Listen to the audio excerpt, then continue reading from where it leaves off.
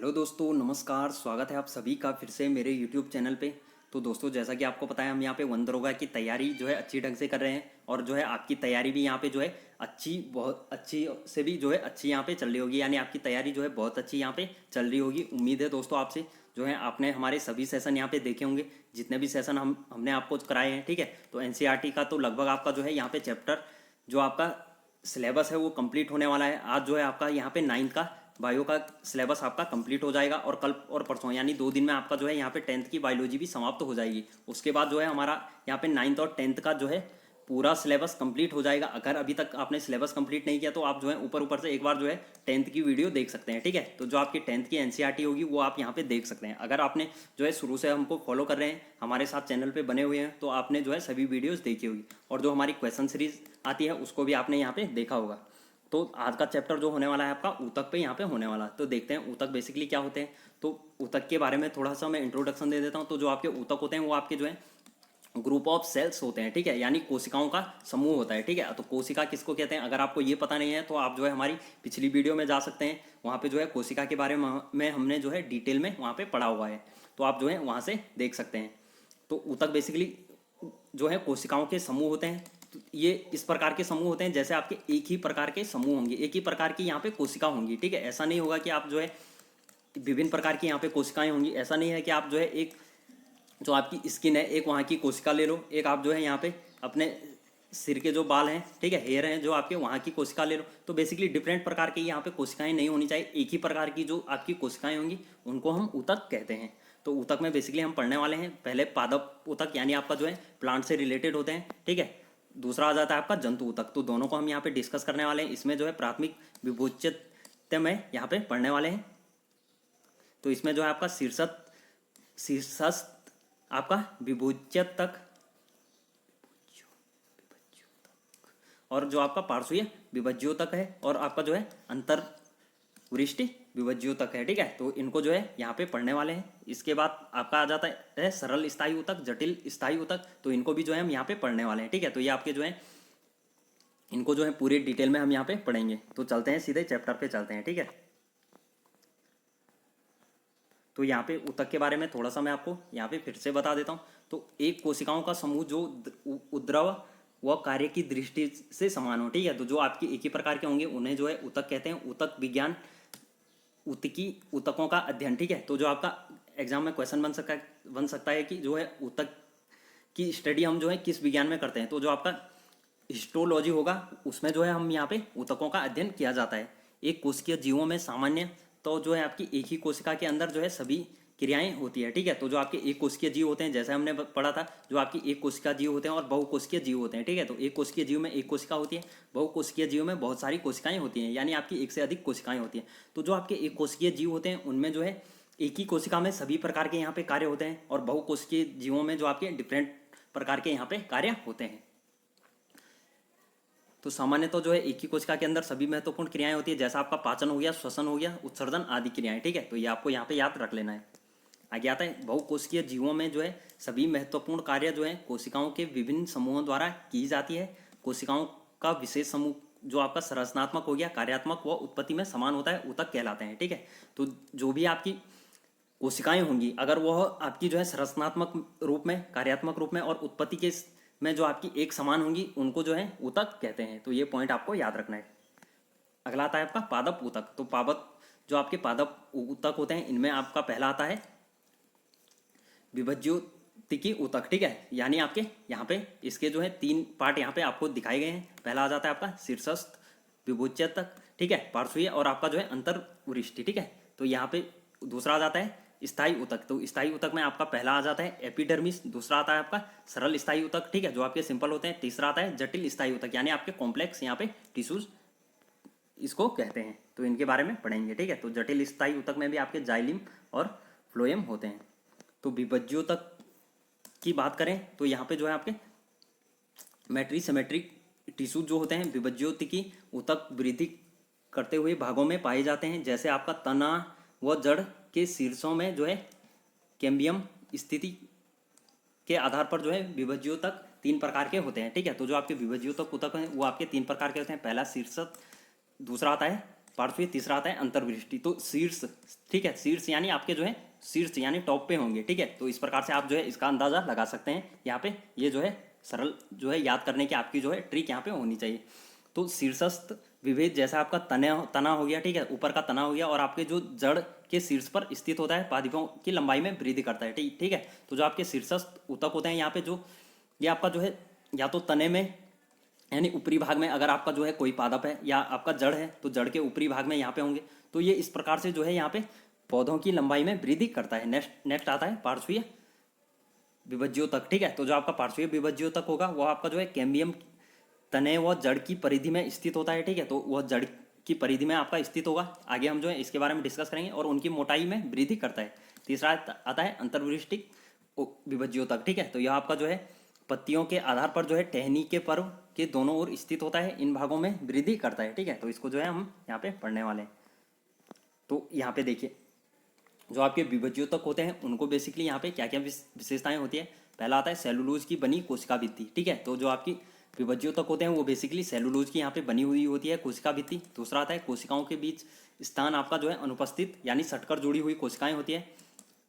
तीसरा आता है कोशिकाएं गोल, अंडाकार व आयताकार होती है। चौथा आता है कोशिका द्रव्य जो है आपका सघन यानी काफ़ी मात्रा में होता है।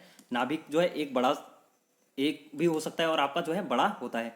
अगला आता है संचित भोजन आपका जो है इसमें अनुपस्थित रहता है, यानी आपका जो है इसमें संचित भोजन नहीं होता है। नेक्स्ट आता है विभोज्यतक ऊतक के कार्य। तो लगातार विभाजित होकर जो है कई कोशिकाएं पैदा करना व पादपों की लंबाई व चौड़ाई में वृद्धि करना, ठीक है। तो बेसिकली जो आपके विभज्योतक हैं, जैसा आप यहाँ पे इससे भी इस शब्द से आप जो है गैस कर सकते हैं, तो जो आपका विभाज्य यहाँ पे मान सकते हैं। तो जो विभाज्य मतलब यानी आपका बांटना, ठीक है। तो लगातार जो आपके विभाजित होकर नई कोशिकाएं पैदा करती हैं और आपको पादपों में लंबाई व चौड़ाई में वृद्धि करती है। तो यहाँ पे मैं आपको जो है यहाँ पे दिखा देता हूँ थोड़ा सा। तो जो हमने अभी पढ़ा था, ठीक है, जो आपका शीर्षस्थ वाला पढ़ा था, तो ये आपका टॉप का यहाँ पे हो जाता है, ठीक है। लेटरल वाला ये यानी आपका जो है यहाँ पे ये पार्श्वीय हो जाता है, और जो आपका यहाँ पे ये आ जाता है ये आपका जो है बीच वाला हो जाता है, ठीक है। तो ये यहाँ पे देख सकते हैं आप शीर्षस्थ, पार्श्वीय और आपका जो है अंतर्वृष्टि, ठीक है। तो इस प्रकार से आप यहाँ पे देख सकते हैं ये आपका जो है अंतर्वृष्ट विभज्योतक कहलाएगा, ये आपका जो है शीर्षस्थ ऊतक कहलाएगा, ठीक है। तो जैसा आपने बांस देखा होगा, तो बांस पे क्या रहता है, इस प्रकार से गांठें देखी होंगी, ठीक है। तो ये गांठें इन्हीं को जो है आप यहाँ पे जो है अंतर्वृष्टि यहाँ पे कहेंगे। और जो आपका टॉप होता है इसको जो है आप यहाँ पे शीर्षस्थ ऊतक कहेंगे, यानी शीर्ष पे जो आपका होगा। और जो आपका यहाँ पे लेटरल यानी आपका जो है यहाँ पे नीचे की साइड होगा, तो इसको जो है यहाँ पे पार्श्वीय विभज्योतक कहते हैं, ठीक है। तो ये बेसिकली जो है यहाँ पे जड़ को जो है मोटा करता है, ठीक है। आप यहाँ पे देख सकते हैं जैसा आपने देखा होगा कई, और जो है यहाँ पे लचीलेदार यहाँ पे बनाता है। तो इसके बारे में पढ़ते हैं। तो पहला आता है आपका स्थायी ऊतक। तो जो आपके स्थायी ऊतक होते हैं यानी परमानेंट टिश्यूज होते हैं, ये ऊतक जो है विभज्योतक से उत्पन्न होते हैं, जो कि लगातार विभाजित होकर विभाजन की क्षमता खो देते हैं, ठीक है। तो ये ऊतक बेसिकली अगर विभाजित होंगे लगातार तो क्या होंगे, ये विभाजित होकर जो है विभाजन की क्षमता खो देते हैं, ठीक है। तो फिर से ये विभाजित नहीं होंगे। इनका आकार, आकृति व मोटाई निश्चित होती है। ये जीवित व मृत दोनों हो सकते हैं, ठीक है। ये इंपॉर्टेंट पॉइंट है। जो आपके स्थायी ऊतक होते हैं ये जीवित भी हो सकते हैं और मृत भी हो सकते हैं। स्थायी ऊतक की कोशिकाओं के कोशिका द्रव्य में रिक्तिकाएं होती है, ठीक है। तो जो जैसा कि हमने कोशिका वाले चैप्टर में रिक्तिकाएं पढ़ा था, तो जो है आपको जो है दिमाग में स्ट्राइक कर गया होगा कि रिक्तिकाएं किसको कहते हैं। तो जो आपके कोशिका द्रव्य में रिक्तिकाएं होती हैं वो आपका जो है स्थायी ऊतक में होती हैं। अगला आता है एक सरल कोशिका जो है एक विशिष्ट कार्य करने के लिए जो है स्थायी रूप और आकार प्राप्त करती है, उसे विभेदीकरण कहते हैं, ठीक है। तो जो आपकी एक सरल कोशिका होगी वह विशिष्ट कार्य करने के लिए आपके स्थायी रूप और आकार में प्राप्त होती है, उसे जो है विभेदीकरण कहते हैं। नेक्स्ट आता है आकृति व संरचना के आधार पर जो है स्थायी ऊतक आपके दो प्रकार के होते हैं, ठीक है। तो अगर आकृति और संरचना की बात करें तो जो आपके स्थायी ऊतक होते हैं यह आपके दो प्रकार के होते हैं, ठीक है। पहला आता है सरल ऊतक, दूसरा आता है आपका संरक्षी ऊतक।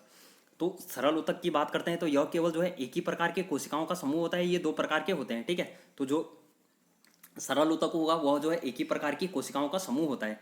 दूसरा आता है संरक्षी ऊतक यानी आपका जो है संभरिक ऊतक, ठीक है। तो इसके बारे में भी यह आपके जो है सरल ऊतक दो प्रकार के होते हैं। पहला आएगा आपका संरक्षी ऊतक, दूसरा आता है आपका संभरण ऊतक, ठीक है। तो इसको भी हम देखते हैं। तो जो आपका संरक्षी ऊतक होता है इसका मुख्य कार्य आपका जो है सुरक्षा प्रदान करना होता है, तो ये भी आपको याद रखना है। पहला आता है इसमें एपिडर्मिस, ठीक है। तो एपिडर्मिस बेसिकली क्या होता है, तो पौधों के जो सभी भाग जैसे आपकी पत्तियां होगी, फूल हो गया, वो जड़ व तना हो गया, ठीक है। तो सबसे बाहरी परत आपकी जो है एपिडर्मिस कहलाती है। यह जो है आपके न्यूक्टिकल से ढकी हुई होती है। क्यूटिन एक मोम जैसा जल जो है प्रतिरोधी पदार्थ होता है जो कि एपिडर्मिस कोशिकाओं द्वारा स्रावित किया जाता है। अधिकतर पौधों में जो के साथ जो है सूक्ष्म छिद्र रंध्रा स्टोमेटा पाए जाते हैं। स्टोमेटा में जो है दो गाढ़ कोशिकाएं पाई जाती हैं। तो यहाँ से जो आपके एपिडर्मिस से इंपॉर्टेंट पॉइंट बनेंगे वहाँ आपका आ जाएगा कि यह जो है पौधों के सभी भागों में, जैसे आपके पत्तियां होगी, फूल व जड़ व तने में सबसे बाहरी परत कहलाती है। ठीक है, तो एपिडर्मिस जो है आपकी पौधों की जो है सबसे बाहरी परत कहलाएगी। ठीक है, तो ये आपको याद रखना है। नेक्स्ट इसका कार्य आ जाएगा कि यह जो है मोम जैसा आपका प्रतिरोधी पदार्थ होता है।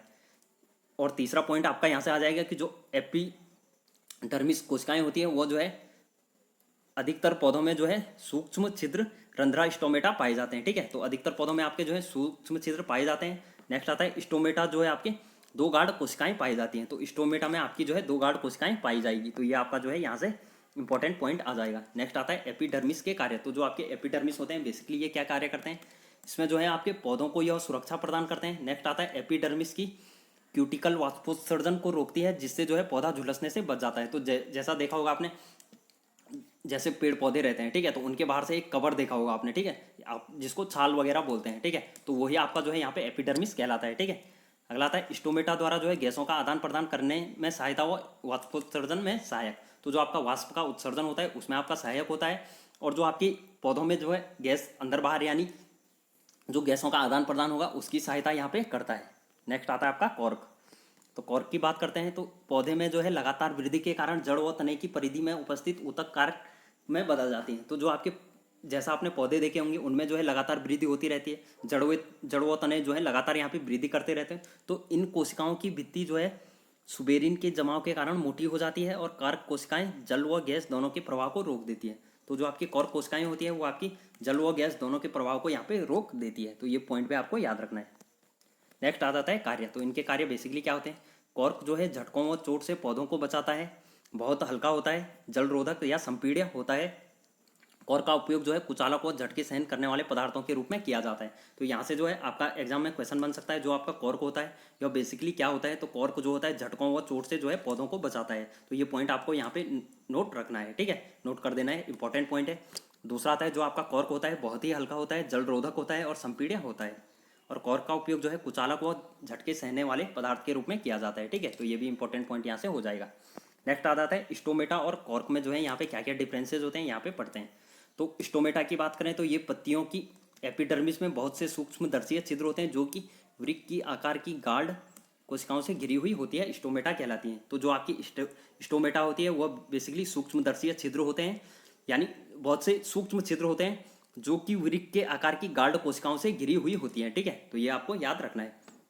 और इनके कार्य की बात करें तो ये आपका कार्बन डाइऑक्साइड जैसा CO2 हो गया, ऑक्सीजन का आदान प्रदान में जलवाष्प के रूप में ह्रास कर देती है। तो जैसा आपने देखा होगा पौधे बेसिकली जो है H2O बनाते हैं। ठीक है, H2 ये हाइड्रोजन को छोड़ते हैं और कार्बन डाइऑक्साइड यहाँ पे गैस रिलीज करते हैं, ऑक्सीजन भी यहाँ पे रिलीज करते हैं। तो बेसिकली आपने देखा होगा जो प्रकाश संश्लेषण की क्रिया होती है उस टाइम ये जो है गैस यहाँ पे पानी को उत्सर्जित करते हैं। ठीक है, तो इनके कार्य बेसिकली कार्बन डाइऑक्साइड और ऑक्सीजन का आदान प्रदान में जलवाष्प के रूप में ह्रास हो जाएगा। ठीक है, ये आपको एक पॉइंट याद रखना है स्टोमेटा से। नेक्स्ट आ जाएगा कॉर्क। तो कॉर्क में की बात करें तो जब जड़ व तने में जो है वृद्ध होते जाते हैं, यानी आपके जो है बड़े हो जाएंगे, यानी बहुत टाइम इनको हो जाएगा, तो जो है द्वितीयक मेरिस्टेम एपिडर्मिस को बाहर की ओर धकेल देते हैं। तो जो आपके द्वितीयक जो सेकेंडरी एपिडर्मिस होते हैं इनको जो है बाहर की ओर धकेल देते हैं और ये पौधों के तने के बाहरी भाग में कई स्तरों में कॉर्क या पौधों के रूप में छाल के रूप में इकट्ठा हो जाते हैं। ठीक है, तो ये पॉइंट आपको याद रखना है। इनके बीच जो है किसी भी प्रकार का अंतरावकाश नहीं होता है। तो इनके बीच जो है किसी भी प्रकार का अवकाश नहीं होता है। जैसे आपने यहाँ पे देखा था इसमें जो है सूक्ष्म छिद्र यहाँ पे होते हैं, ठीक है, स्टोमेटा में। लेकिन कॉर्क की बात करें तो कॉर्क में जो है किसी भी प्रकार का यहाँ पे अंतरावकाश नहीं होता है और ये कोशिकाओं में जो है सुबेरिन के जमने से होता है। ठीक है, तो यहाँ पे आपको इंपॉर्टेंट पॉइंट एक ये आ गया कि सुबेरिन के जमने से आपका जो है यहाँ पे क्या होता है। तो बेसिकली आ जाएगा ये आपका कॉर्क में होता है।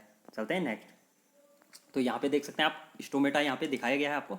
स्टोमेटा जब ओपन हो रहा है तो यहाँ पे देख सकते हैं आप ये आपका स्टोर में है। ठीक है, और जो आपका स्टोमेटा यहाँ पे क्लोज हो रहा है, बंद हो रहा है। ठीक है, तो यहाँ पे देख सकते हैं आप यहाँ पे आपका जो है जब ओपन होता है तो यहाँ से आपका क्या करेगा, रिलीज करेगा गैस है, और जब जब बंद हो जाएगा तो यहाँ पे जो है अपना कार्य यहाँ पे बंद कर देगा। ठीक है, तो यहाँ पे आप देख सकते हैं ये आपका जो है न्यूक्लियस दिखाया गया है। ठीक है, ये आपका जो है क्लोरोप्लास्ट यहाँ पे दिखाया गया है। और अगला जो तीसरा है आपका यहाँ पे जो है बीच में जो ये खाली स्थान है, इसको जो है बेसिकली हम क्या बोलते हैं, रिक्तियाँ बोलते हैं, ठीक है, रिक्तिका इसी को बोलते हैं। अगला आता है गार्ड सेल। तो जो आपके गार्ड सेल होते हैं वो बेसिकली इस प्रकार से यहाँ पे देख सकते हैं आप। अगला आ जाता है सेल वॉल। तो सेल वॉल जो आपकी सबसे बाहरी परत होती है, यानी आपकी कोशिका दीवार जो आपको बेसिकली बोल सकते हैं, तो यह आपका यहाँ पे हो जाता है। चलते हैं नेक्स्ट। अगला आता है सहायक ऊतक। तो सहायक ऊतक के बारे में पढ़ते हैं, जो आपके सपोर्टिंग टिश्यूज होते हैं। तो ये बेसिकली 3 प्रकार के होते हैं, पेरेनकाइमा, कोलेनकाइमा और आपका जो है स्क्लेरल काइमा, ठीक है। तो इस स्क्लेरल काइमा आपके जो है यहाँ पे 3 प्रकार के ये हो जाते हैं, ठीक है, पेरेनकाइमा, कोलेनकाइमा और आपका स्क्लेरल काइमा, ठीक है। तो पेरेनकाइमा की सबसे पहले बात करते हैं, तो यह आपकी समान व्यास वाली जीवित कोशिकाएं होती हैं, यानी आपका जो ये कोशिकाएं होंगी, इनका व्यास आपका जो है समान होगा, तो ये आपकी जीवित कोशिकाएं होती है। दूसरा आता है यह गोल भी हो सकती है, अंडाकार या बहुभुजिकार, और आपकी जो है लंबी हो सकती है। अगला आ जाता है कोशिका भित्ति व पतली कोशिका द्रव्य सघन होती है, ठीक है। तो कोशिका भित्ति आपकी पतली होती है इसमें, और जो कोशिका द्रव्य होता है वो सघन होता है, यानी आपका जो है कोशिका द्रव्य यहाँ पे गाढ़ा होता है, किसमें, पेरेनकाइमा में। उसके बाद आ जाएगा कोशिका के मध्य जो है केंद्रीय रिक्तिका होती है। तो जो आपकी कोशिका के मध्य में केंद्रीय रिक्तिका होती है, जो आपकी इसमें होती है। नेक्स्ट आ जाएगा आपका स्थिति। तो इसकी स्थिति देखते हैं। पौधे के सभी भागों में जो है आपका यह उपस्थित होता है, जैसा आपका जड़ हो गया, तना हो गया, पत्ती हो गया, फूल हो गया, ठीक है। तो यह आपका जो है क्लोरेनकाइमा जो है पौधे के सभी भागों में होगा, जड़ में होगा, तना में होगा, पत्ती में होगा, फूल में होगा। नेक्स्ट आता है वेरेनकाइमा ऊतक के कार्य। तो जो आपके पेरेनकाइमा ऊतक होंगे, इसके बेसिकली क्या क्या कार्य होते हैं, तो भोजन को संचित कर इकट्ठा करना, यांत्रिक मजबूती प्रदान करना, भोजन को एकत्रित करना, और पौधों को जो है अपशिष्ट पदार्थ जैसे गोंद हो गया, रेजिन हो गया, क्रिस्टल टेनिन को इकट्ठा करना, ठीक है। तो आप बेसिकली ये कह सकते हैं जो आपका पेरेनकाइमा होता है, ये आपका जो है फूड स्टोरेज यहाँ पे करता है, ठीक है। तो फूड का यहाँ पे जो है स्टोरेज करेगा, और जो है पौधे को जो है यहाँ पे यांत्रिक मजबूती प्रदान करेगा। यानी पौधे को यांत्रिक मजबूती तो पहला वाला भी कर रहा था जो आपका था, और जो आपका दूसरे वाला पेरेनकाइमा है, यह भी आपका जो है पौधे को मजबूती प्रदान करता है, और आपका यह जो है फूड का स्टोरेज करता है, ठीक है। तो ये आपको दोनों पॉइंट याद रखने हैं। तो पेरेनकाइमा कोशिकाओं का रूपांतरण बेसिकली किस प्रकार से होता है, जब पेरेनकाइमा कोशिकाओं में क्लोरोप्लास्ट पाया जाता है, तो वो हरे रंग के क्लोरोकाइमा कहलाती हैं। तो जब पेरेनकाइमा कोशिकाओं में क्लोरोप्लास्ट पाया जाएगा, तो वो जो है हरे रंग की जो है क्लोरोकाइमा कहलाएंगी। तब ये प्रकाश संश्लेषण करके भोजन बनाती हैं, और ये कोशिकाएं जो है पत्तियों व नवजात के बाह्य आवरण में पाई जाती है, ठीक है। तो नवजात तनों के बाह्य आवरण में यह आपकी पाई जाती है। तो यहाँ पे देख सकते हैं आप जो है तीनों के यहाँ पे उदाहरण दिए गए हैं। तो पेरेनकाइमा की बात करें, तो पेरेनकाइमा आप यहाँ पे देख सकते हैं, इस प्रकार से आप जो है पेरेनकाइमा यहाँ पे आप देख सकते हैं। दूसरा आ जाएगा आपका क्लोरेनकाइमा। तो क्लोरेनकाइमा जो है इस प्रकार से यहाँ पे दिखाए गए हैं, आप यहाँ पे देख सकते हैं। ये आपके जो है गोलाकार में भी हैं, अंडाकार में भी हैं, और आपके जो है बहुभुजाकार में भी यहाँ पे पाए जाते हैं। नेक्स्ट आ जाता है एरेनकाइमा। तो जो आपका एरेनकाइमा होता है, यह बेसिकली आप यहाँ पे देख सकते हैं, इस प्रकार से आप यहाँ पे डिफरेंस देख सकते हैं तीनों में। चलते हैं नेक्स्ट। अगला आता है जब पेरेनकाइमा कोशिकाओं के बीच जो है अंतःकोशिकीय स्थान बढ़ जाता है, तो अंतःकोशिकीय में जो है वायु भर जाती है, तब ये एरेनकाइमा कहलाते हैं। तो बेसिकली जब भी पेरेनकाइमा कोशिकाओं के बीच अंतःकोशिकीय स्थान बढ़ेगा, तो ये जो है अंतःकोशिकीय वायु इनमें भर जाती है, ठीक है। तो बेसिकली अगर इनके बीच स्थान बढ़ जाएगा तो क्या होगा, इनमें जो है वायु भर जाएगी, हवा भर जाएगी, तब ये जो है पेरेनकाइमा कहलाते हैं, ठीक है। तो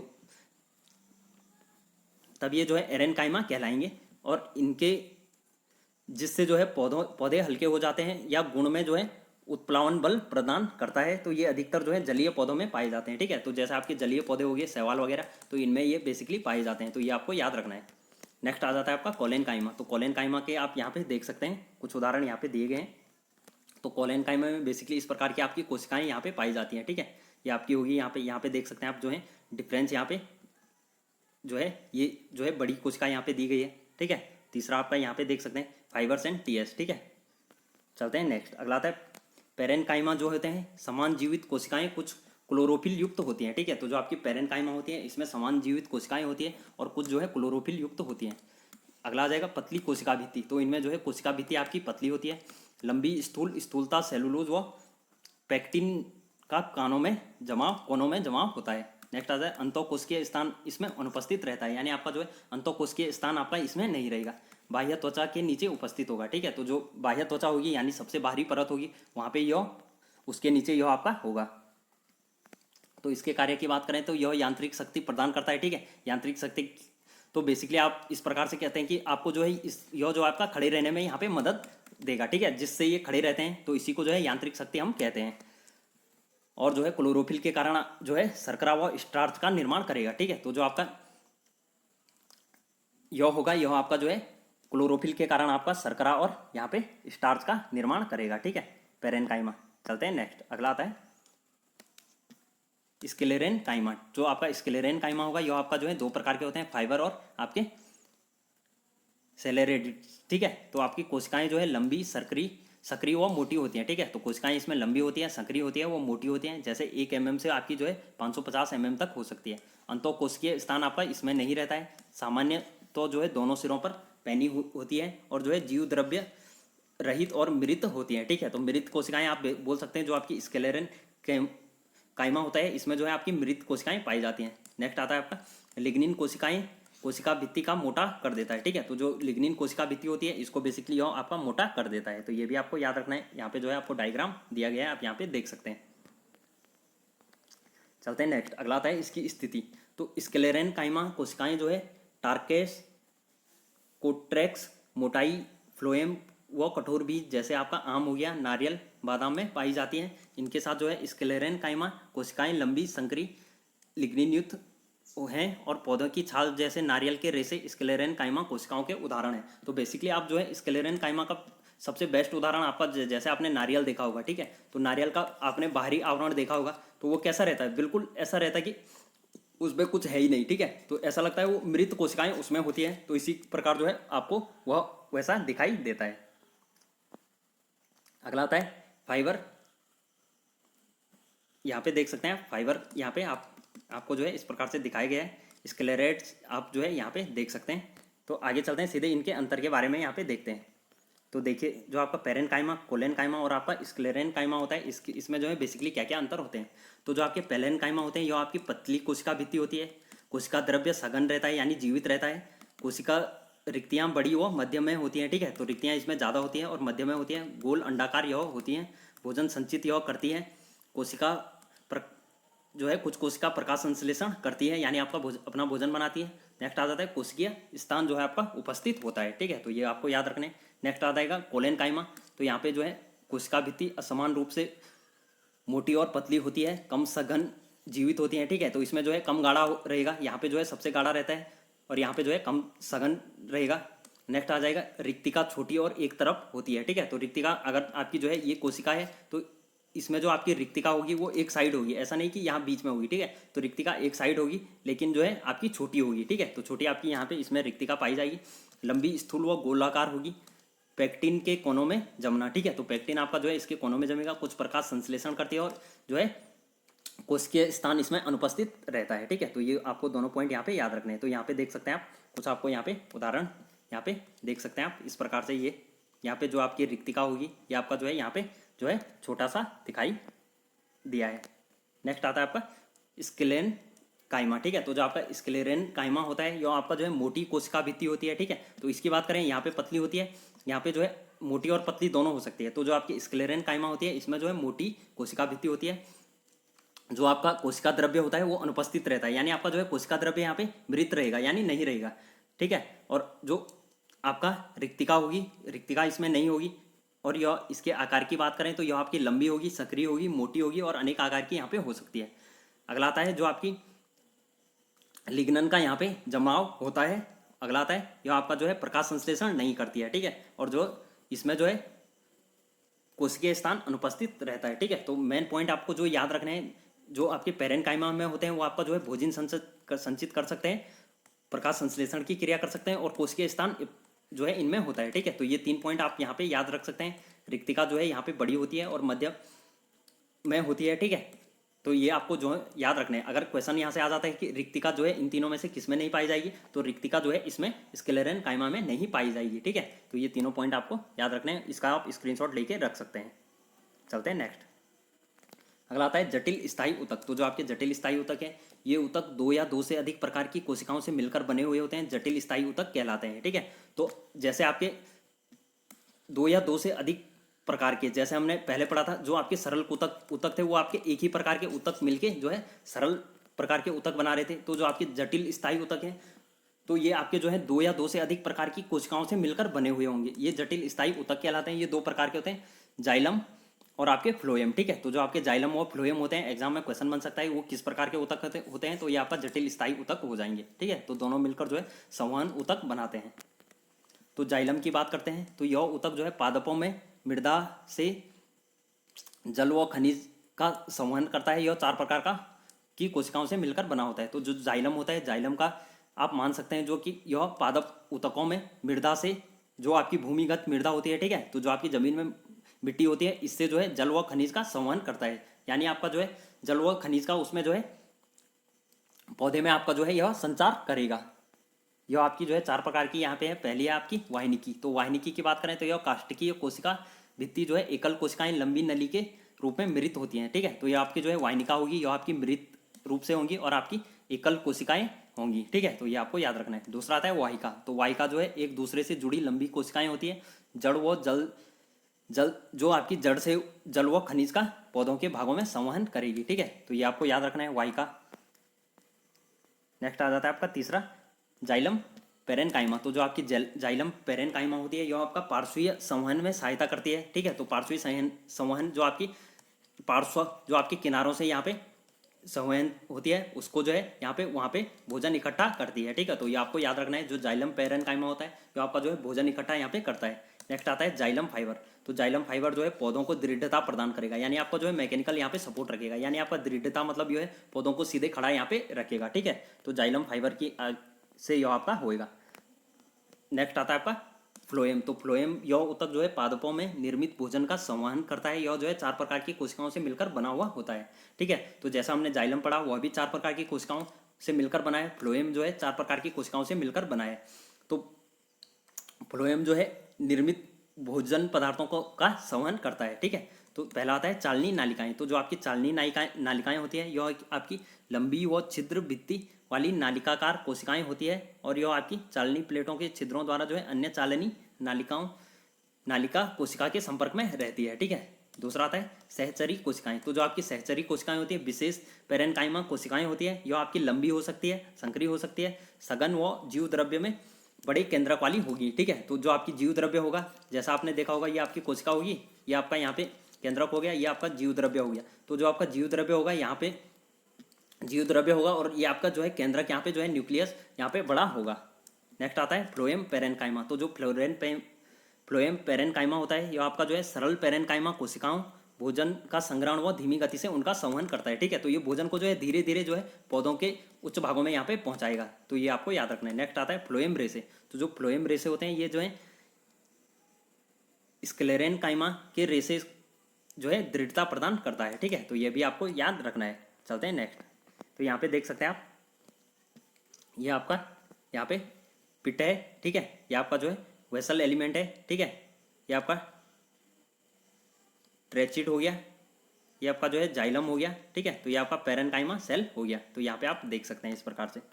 चलते हैं नेक्स्ट।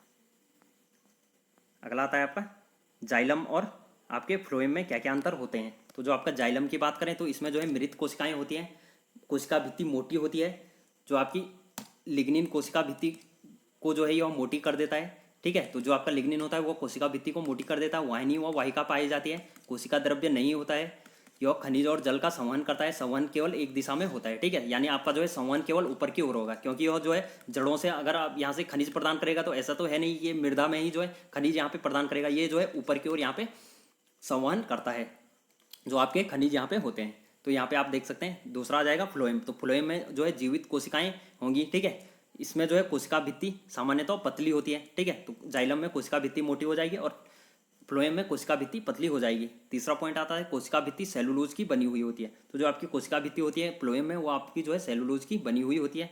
चालनी नालिकाएं व सदचरी कोशिकाएं पाई जाती हैं। इसमें जो है कोशिका द्रव्य होता है, यह पादप में निर्मित भोजन का संवहन करता है। ठीक है, तो जो पादप में निर्मित भोजन होगा इसका वह संवहन करेगा। संवहन ऊपर और नीचे दोनों दिशाओं में हो सकता है। तो जैसा कि आपने फ्लोएम देखा, तो यहाँ पे अगर आपका फ्लोएम होगा तो ये दोनों दिशाओं में जो है आपका भोजन का संवहन करता है, यानी ऊपर को भी नीचे को भी। लेकिन आपका जो आपका जाइलम होता है, जाइलम बेसिकली आपका जो है यहाँ पे जड़ों के पास से जो है मृदा से जो है खनिज लवण या भोजन वहाँ पे जो है ऊपर केवल एक ही दिशा में यहाँ पे संवहन करता है, यानी एक ही दिशा में यहाँ पे धकेलता है। ठीक है, तो ये आपको पॉइंट याद रखने हैं।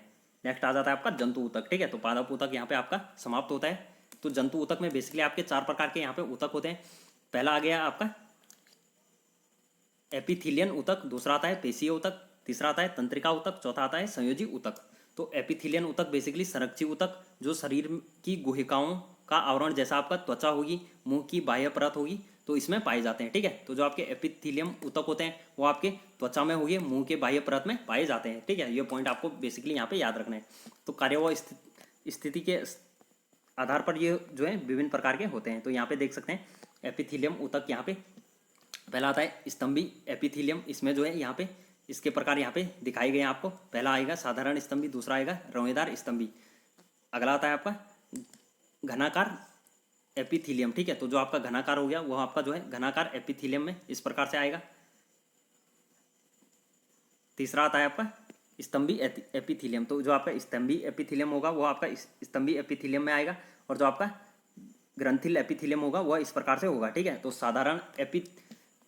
साधारण जो आपकी स्तंभी एपिथीलियम में होगा वो आपका जो है साधारण स्तंभी की बात करें तो यह जो है सतही पतली कमजोर सतह बनाती है, जैसे आपकी रक्तवाहिनी फेफड़ों में कोशिकाओं की विसरण करने वाली सतह। ठीक है, तो यह बेसिकली आपकी जो है फेफड़ों की सतह होती है, उसमें जो आपका साधारण स्तंभी जो है एपिथीलियम पाया जाता है। अगला आता है रोएदार स्तंभी, तो ये सतहों पर जो है क्रमानुसार लगी हुई होती है, जैसे आपके त्वचा जो हमारे शरीर का रक्षी ऊतक है। ठीक है, तो जैसे आपकी स्किन होगी तो ये क्या है, शरीर की रक्षा कर रही है। ठीक है, शरीर के अंदर जो कोशिकाएं हैं इनकी यहाँ पे रक्षा कर रही है, तो बेसिकली ये आपके रोएदार स्तंभी होती है। नेक्स्ट आता है आपका घनाकार एपिथीलियम, तो जो आपका घनाकार एपिथीलियम होता है यह आपकी घनाकार कोशिकाएं जो वृक्क नालिकाओं की सतह व लार ग्रंथि के स्तर निर्माण व यांत्रिकी मजबूत प्रदान करता है। ठीक है, तो जो आपकी यांत्रिकी मजबूती है यह इसको प्रदान करता है, और जो आपकी यह वृक्क की आपकी नालिकाएं होती है तो इसकी सतह में आपकी जो है लार ग्रंथि के स्तर का निर्माण करती है। ठीक है, तो ये दोनों पॉइंट आपको यहाँ पे याद रखने हैं। अगला आता है आपका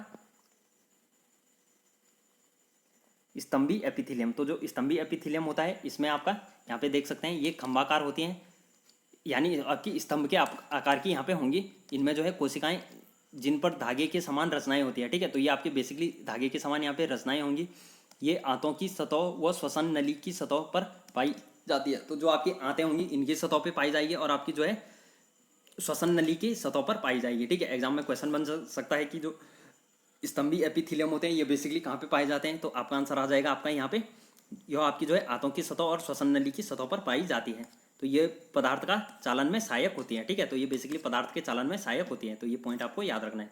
नेक्स्ट आता है ग्रंथिल एपिथीलियम, तो जो आपका ग्रंथिल एपिथीलियम होता है ये ग्रंथिल होती है अर्थात पदार्थ का श्रावण करती है। ठीक है, तो ये आपका पदार्थ का श्रावण करती है। ये एपिथीलियम सतह पर होती है, जैसे आपकी त्वचा होगी, कभी कभी अंदर की ओर जो है मुड़कर ये बहुकोशिकीय ग्रंथि बनाती है। ठीक है, तो एग्जाम में यहाँ से ये क्वेश्चन बन सकता है कि जो अंदर की ओर मुड़कर जो है बहुकोशिकीय ग्रंथि यहाँ पे कौन बना सकती है, तो ये आपका आ जाएगा ग्रंथिल एपिथीलियम। ठीक है, चलते हैं नेक्स्ट। अगला आता है आपका एपिथीलियम ऊतक, यानी आपका जो है संरक्षी ऊतक। तो यह जो है हमारा यहाँ पे आपको दिखाया गया है, ये आप देख सकते हैं सिंपल है यहाँ पे। ठीक है, सिंपल क्यूबॉइड के आकार का है, यहाँ पे क्यूब के आकार है। ये आपका जो है यहाँ पे सिंपल कॉलम के आकार का है। ठीक है, यहाँ पे कॉलम के रूप में आप यहाँ पे इसको देख सकते हैं। तो इस प्रकार से जो है आपको यहाँ पे विभिन्न प्रकार के जो है ऊतक के यहाँ पे जो है विभिन्न प्रकार के एपिथीलियम के टाइप यहाँ पे दिखाए गए हैं। यह अगला आ जाता है, यह जो है शरीर की गुहिकाओं का आवरण करता है। ठीक है, तो मुंह की बाह्य परत जैसे पाचन तंत्र हो गया, फेफड़े हो गए, या त्वचा की संरचना अवशोषण करने वाले भाग का स्राव करने वाले भाग जो है वृक्कीय नली व लार की ग्रंथि में होता है। ठीक है, तो ये पॉइंट आपको यहाँ से याद रखना है, स्क्रीनशॉट ले सकते हैं आप। तो ये हमने जो है पढ़ लिया है साधारण, घनाकार, स्तंभी एपिथीलियम, ग्रंथिल एपिथीलियम। ठीक है, तो ये बेसिकली हमने पढ़ लिया है। अगला आता है संयोजी ऊतक। ठीक है, तो जो आपके संयोजी ऊतक होते हैं, इस ऊतक की कोशिकाएं जो है संयोजी ऊतक के विभिन्न अंगों के आपस में जोड़ने के आधार देने पर कार्य करते हैं। तो बेसिकली जो आपके संयोजी ऊतक हैं ये क्या करते हैं, ये आपके जो है विभिन्न अंगों को आपस में जोड़ने का यहाँ पे आधार का कार्य करते हैं। ठीक है, तो वे आपकी जो है मैट्रिक्स में जो है ढीले रूप से आपके पाए जाते हैं। तो ये बेसिकली दो प्रकार के होते हैं, मैट्रिक्स और आपके कोशिका के रूप में होते हैं। तो पहले अगला आता है आपका रक्त पहला इसमें आता है रक्त व लासिका। तो जो आपका रक्त व लसिका होगी, लाल रक्त कोशिकाएं, श्वेत रक्त कोशिकाएं तथा प्लेटलेट्स प्लाज्मा को में जो है निलंबित करते हैं। इसमें जो है प्रोटीन, नमक व हार्मोन भी होते हैं। रक्त पचे हुए भोजन, जैसे आपका हार्मोन हो गए, कार्बन डाइऑक्साइड, ऑक्सीजन, शरीर की सुरक्षा व तापमान को नियंत्रित करता है। ठीक है, तो जो आपका यहाँ पे रक्त व लसिका होती हैं, ये बेसिकली आपकी जो है लाल रक्त कणिकाएं या श्वेत रक्त कणिकाएं होती हैं। इसको जो है प्लेटलेट्स प्लाज्मा में निलंबित करते हैं। ठीक है, इसमें जो है आपका प्रोटीन, नमक व हार्मोन आते हैं। ठीक है, तो ये आपको याद रखना है। जो आपका रक्त व लसिका में होगा, इसमें जो है प्रोटीन आएगा, नमक आएगा और हार्मोन इसी में आएगा। ठीक है, तो ये तीनों पॉइंट आपको याद रखने हैं। यहाँ पे आप देख सकते हैं। चलते हैं नेक्स्ट, अगला आता है आपका रक्त के अवयव। तो जो आपके रक्त के अवयव होते हैं बेसिकली किस प्रकार के होते हैं। पहला आ जाएगा लाल रक्त कणिकाएं। ठीक है, तो यहाँ पे देख सकते हैं आप आरबीसी। दूसरा आ जाएगा श्वेत रक्त कणिकाएं यानी डब्ल्यूबीसी। और तीसरा आ जाएगा प्लेटलेट्स। चौथा आएगा आपका प्लाज्मा। ठीक है, तो ये आप जो है यहाँ से काफ़ी इंपॉर्टेंट है, यहाँ से आपके एग्जाम में क्वेश्चन बन सकता है। तो यहाँ पे देख सकते हैं आप, यह जो है लाल रक्त कणिकाएं ऑक्सीजन और CO2 गैस यानी कार्बन डाइऑक्साइड का संवहन करती है। श्वेत रक्त कणिकाएं जो है रोगों से लड़ने में मदद करता है। ठीक है, यहाँ से आपको ये इंपॉर्टेंट पॉइंट है, नोट कर लेने हैं जरूर। अगला आता है जो आपके प्लेटलेट्स होते हैं, ये चोट लगने पर रक्त का थक्का बनाने में और रक्त का स्राव रोकने में मदद करता है। नेक्स्ट आता है प्लाज्मा। तो जो आपका प्लाज्मा होता है, यह रक्त वाहिनी में होता है, यानी आपके जो रक्त वाहिनी नलिकाएं होती है, इनमें जो है पोषक तत्व, अपशिष्ट पदार्थ या जरूरी तत्वों के हार्मोन का संवहन करता है। ठीक है, तो ये चारों काफी इंपॉर्टेंट है, इनको जो है आप जरूर से नोट कर दीजिए, यहाँ से आपका एक क्वेश्चन बनना ही बनना है। ठीक है, दूसरा आ जाता है आपका अस्थि। ठीक है, तो अस्थि की बात करते हैं। तो इसके अंतःकोशिकीय स्थान में जो है आपका कैल्शियम व फास्फोरस के लवण भरे हुए होते हैं, जो अस्थि को कठोरता प्रदान करते हैं। अस्थियां जो है शरीर को निश्चित आकार प्रदान करती है। इसका जो है मैट्रिक्स ठोस होता है। ठीक है, तो जो आपकी अस्थि होती है, यह आपका पहला पॉइंट आ जाएगा, यह ठोस होती है। यह जो है कैल्शियम व फास्फोरस के इसमें जो है लवण होते हैं, और यह आपकी जो है अस्थि को कठोरता प्रदान करता है। तो ये तीनों पॉइंट जो है आपको यहाँ पे नोट कर लेने हैं। तो यहाँ पे देख सकते हैं आप, यहाँ पे कॉम्पैक्ट बोन आप यहाँ पे देख सकते हैं। ठीक है, ये आपकी येलो नैरो होगी, और ये आपका जो है स्पॉन्गी बोन यहाँ पे देख सकते हैं। तो इस प्रकार से आपको याद रखना है। अगला आता है उपास्थि। तो जो आपकी उपास्थि होती है, यानी आपकी कार्टिलेज होती है, तो इसमें जो है आपकी अंतःकोशिकाएं स्थान पर प्रोटीन व शर्करा होता है। ठीक है, तो जो आपकी अंतःकोशिकीय स्थान होता है, यहाँ पे प्रोटीन और शर्करा होता है। ठीक है, तो ये आपको पहला पॉइंट यह आ जाएगा, इसमें जो है प्रोटीन व शर्करा होता है। दूसरा पॉइंट आ जाता है जिससे यह लचीली व मुलायम होती है। ठीक है, तो इससे यह आपकी लचीली होती है और मुलायम होती है। यह अस्थियों के जोड़ों को जो है चिकना बनाता है। तो जो आपकी अस्थियों के जोड़े होंगे, जैसा आपने देखा होगा, दो बोन्स आपकी आपस में जुड़ रही है। ठीक है, तो बेसिकली ये आपकी जैसे हाथ की कोहनी है, तो ये आपकी सीधी हो रही है, फिर आपकी जो है यहाँ पे बेंड हो रही है। तो बेसिकली ये बॉन्ड इसलिए हो रही है, यह जो है यहाँ पे इसको चिकना बनाता है। यह आपकी नाक, कान, कंठ, नाखून आदि में पाई जाती है। इसकी कोशिकाएं जो है आपकी कॉन्ट्रोसाइट कहलाती है। तो ये भी आपको यहाँ पे याद रखना है। ठीक है, तो अस्थि व उपास्थि में अंतर। ठीक है, तो अस्थि व उपास्थि में बेसिकली क्या होते हैं, तो अस्थि ये ठोस पदार्थ से बना होता है। अंतःकोशिकीय स्थान जो है कैल्शियम व फास्फोरस के लवण भरे हुए होते हैं। इसके बीच जो है अस्थि मज्जा पाई जाती है। ठीक है, तो ये तीनों पॉइंट आपको याद रखने हैं, स्क्रीनशॉट ले सकते हैं। नेक्स्ट आ जाता है उपास्थि। तो यह जो है ठोस, अर्ध ठोस व लचीले पदार्थ से बना हुआ होता है। इसमें अंतःकोशिकीय स्थान में प्रोटीन व शर्करा होता है, और अस्थि मज्जा इसमें नहीं पाई जाती है। ठीक है, तो ये पॉइंट आपको यहाँ से नोट कर लेने हैं। अगला आता है आपका ऊतक। ठीक है, तो जो आपका ऊतक होगा, यह ऊतक जो है त्वचा व मांसपेशियों के बीच रक्त नालिकाओं, रक्त के चारों तथा नसों की अस्थिमज्जा में पाया जाता है। ठीक है, तो जो आपका एरोलर ऊतक होगा, यह आपका त्वचा व मांसपेशियों के बीच जो है रक्त नालिकाएं जो होंगी, उनके चारों ओर नसों और अस्थिमज्जा में पाया जाता है, जो आपका एरोलर ऊतक होता है। इसका कार्य यह अंगों के भीतर खाली जगहों को भरता है और आंतरिक अंगों को जो है सहारा प्रदान करता है। तो ये पॉइंट उम्मीद है दोस्तों आपको यहाँ पे समझ में आ गया होगा। अगला आता है वसामय ऊतक। तो जो आपका वसामय ऊतक होता है, यह बेसिकली वसा को संग्रह करने वाला ऊतक होता है। ठीक है, इसके नीचे आंतरिक अंगों के बीच पाया जाता है, और यह आपका वसा संग्रहित होने के कारण इसमें उष्मीय कुचालक का कार्य भी करता है। ठीक है, तो ये आपको याद रखना है, जो आपका उष्मीय कुचालक का कार्य करता है, वो आपका जो है वसामय ऊतक होता है। चलते हैं नेक्स्ट, अगला आता है आपका घना तंतुमय ऊतक। तो जो आपका घना तंतुमय ऊतक होता है, यह आपका जो है पहला आ जाएगा इसमें कंडरा। तो यह जो है अस्थि को पेशियों से जोड़ता है। तो जो आपका अस्थि को पेशियों से जोड़ेगा, वो आपका जो है टेंडन यानी आपका जो है कंडरा कहलाएगा। ठीक है, ये इंपॉर्टेंट है। दूसरा आ जाएगा स्नायु। तो यह जो है अस्थि को अस्थि से जोड़े रखता है। ठीक है, तो स्नायु आपका जो है यानी आपको जो जिसको आप क्या बोल सकते हैं, लिगामेंट बोल सकते हैं। तो जो आपका लिगामेंट होता है वो आपका जो है अस्थि को अस्थि से जोड़ेगा, और जो आपका कंडरा होता है यानी आपका टेंडन होता है, यह आपका जो है अस्थि को पेशियों से यहाँ पे जोड़ेगा। नेक्स्ट आ जाता है आपका स्नायु और कंडरा में क्या अंतर होते हैं। तो ये स्नायु जो है अस्थि को अस्थि से जोड़ती है, जबकि कंडरा जो है अस्थि को पेशी से जोड़ती है। जो आपकी स्नायु होती है यह बहुत लचीली व मजबूत होती है, लेकिन कंडरा जो है कम लचीली होती है। नेक्स्ट आ जाएगा, स्नायु जो है बहुत कम मैट्रिक्स उपस्थित होते हैं, और जो आपकी कंडरा होती है धागे के आकार से बहुत मजबूत संरचनाएं होती हैं। तो ये पॉइंट आपको याद रख लेने हैं। अगला आ जाता है आपका पेशीय ऊतक। ठीक है, तो पेशीय ऊतक को देखते हैं। तो शरीर की मांसपेशियां जो है पेशीय ऊतक की बनी हुई होती है। ठीक है, पहला पॉइंट तो ये आ जाएगा, जो शरीर की मांसपेशियां होंगी वो आपकी पेशीय ऊतक की बनी होंगी। धागे की तरह की संरचना के कारण ये पेशीय तंतु कहलाते हैं। ठीक है, तो अगर एग्जाम में क्वेश्चन बन जाता है जो पेशीय ऊतक होते हैं इसकी जो है संरचना कैसी होती है, तो इसकी संरचना आपकी पेशीय तंतु जो है यहाँ पे धागे की तरह होगी। ठीक है, नेक्स्ट आता है मांसपेशियों का संकुचन व फैलाव इन्हीं के द्वारा होता है। मांसपेशियों में जो है विशेष प्रकार का प्रोटीन व एक्टिनिन जो है मायोसिन होता है। तो ये भी आपको याद रखना है, जो मांसपेशियों में विशेष प्रकार का प्रोटीन एक्टिन होता है वो आपका जो विशेष प्रकार का प्रोटीन होता है वो आपका एक्टिन व मायोसिन होता है। ठीक है, तो ये दोनों पॉइंट आपको याद रखने हैं। अगला आता है जिन्हें संकुचन प्रोटीन कहते हैं। ठीक है, तो एग्जाम में क्वेश्चन बन सकता है कि संकुचन प्रोटीन किसे कहते हैं। तो जो आपका संकुचित प्रोटीन होगा वो आपका एक्टिन व मायोसिन हो जाएगा। यह ऊतक आपके 3 प्रकार के होते हैं, रेखीय पेशी, अरेखित और हृदय पेशी। तो देखते हैं इनको। तो यहाँ पे आप देख सकते हैं रेखित पेशी, अरेखीय पेशी और आपकी जो हृदय पेशी है, इनमें जो है यहाँ पे डिफरेंस दिया गया है। तो जो आपकी रेखित पेशियाँ होती है, यह आपका जो है ये पेशी अस्थि में जो है जुड़ी हुई होती है और वह गति में सहायता करती है। नेक्स्ट आता है ये आमाशय, ये जो है लंबी बेलनाकार व अशाखित होती है। पार्श्व में हल्की व गहरी धारियां होती है, बहुनाभिकीय होती हैं, यानी इनमें जो है एक से अधिक नाभिक यहाँ पे होता है। नेक्स्ट आता है हाथ व पैरों की पेशियां। ठीक है, तो जो आपके हाथ व पैरों की पेशियां होती है ये आपकी रेखित पेशियां कहलाती है। अगला आता है आपका अरेखित पेशी। तो जो आपका अरेखित पेशी आएगी ये आमाशय, छोटी आंत, मूत्राशय व फेफड़ों की श्वसनी में पाई जाती है। ठीक है, तो ये आपकी लंबी व शंक्वाकार सिरों वाली होती है। मांसपेशियों में पट्टिकाएं नहीं होती है, एक केंद्रक युक्त होती है, और आहार नाल जैसे हृदय, आँख की पलक और फेफड़ों में यह आपका पाया जाता है। ठीक है, तो ये आपको याद रखना है।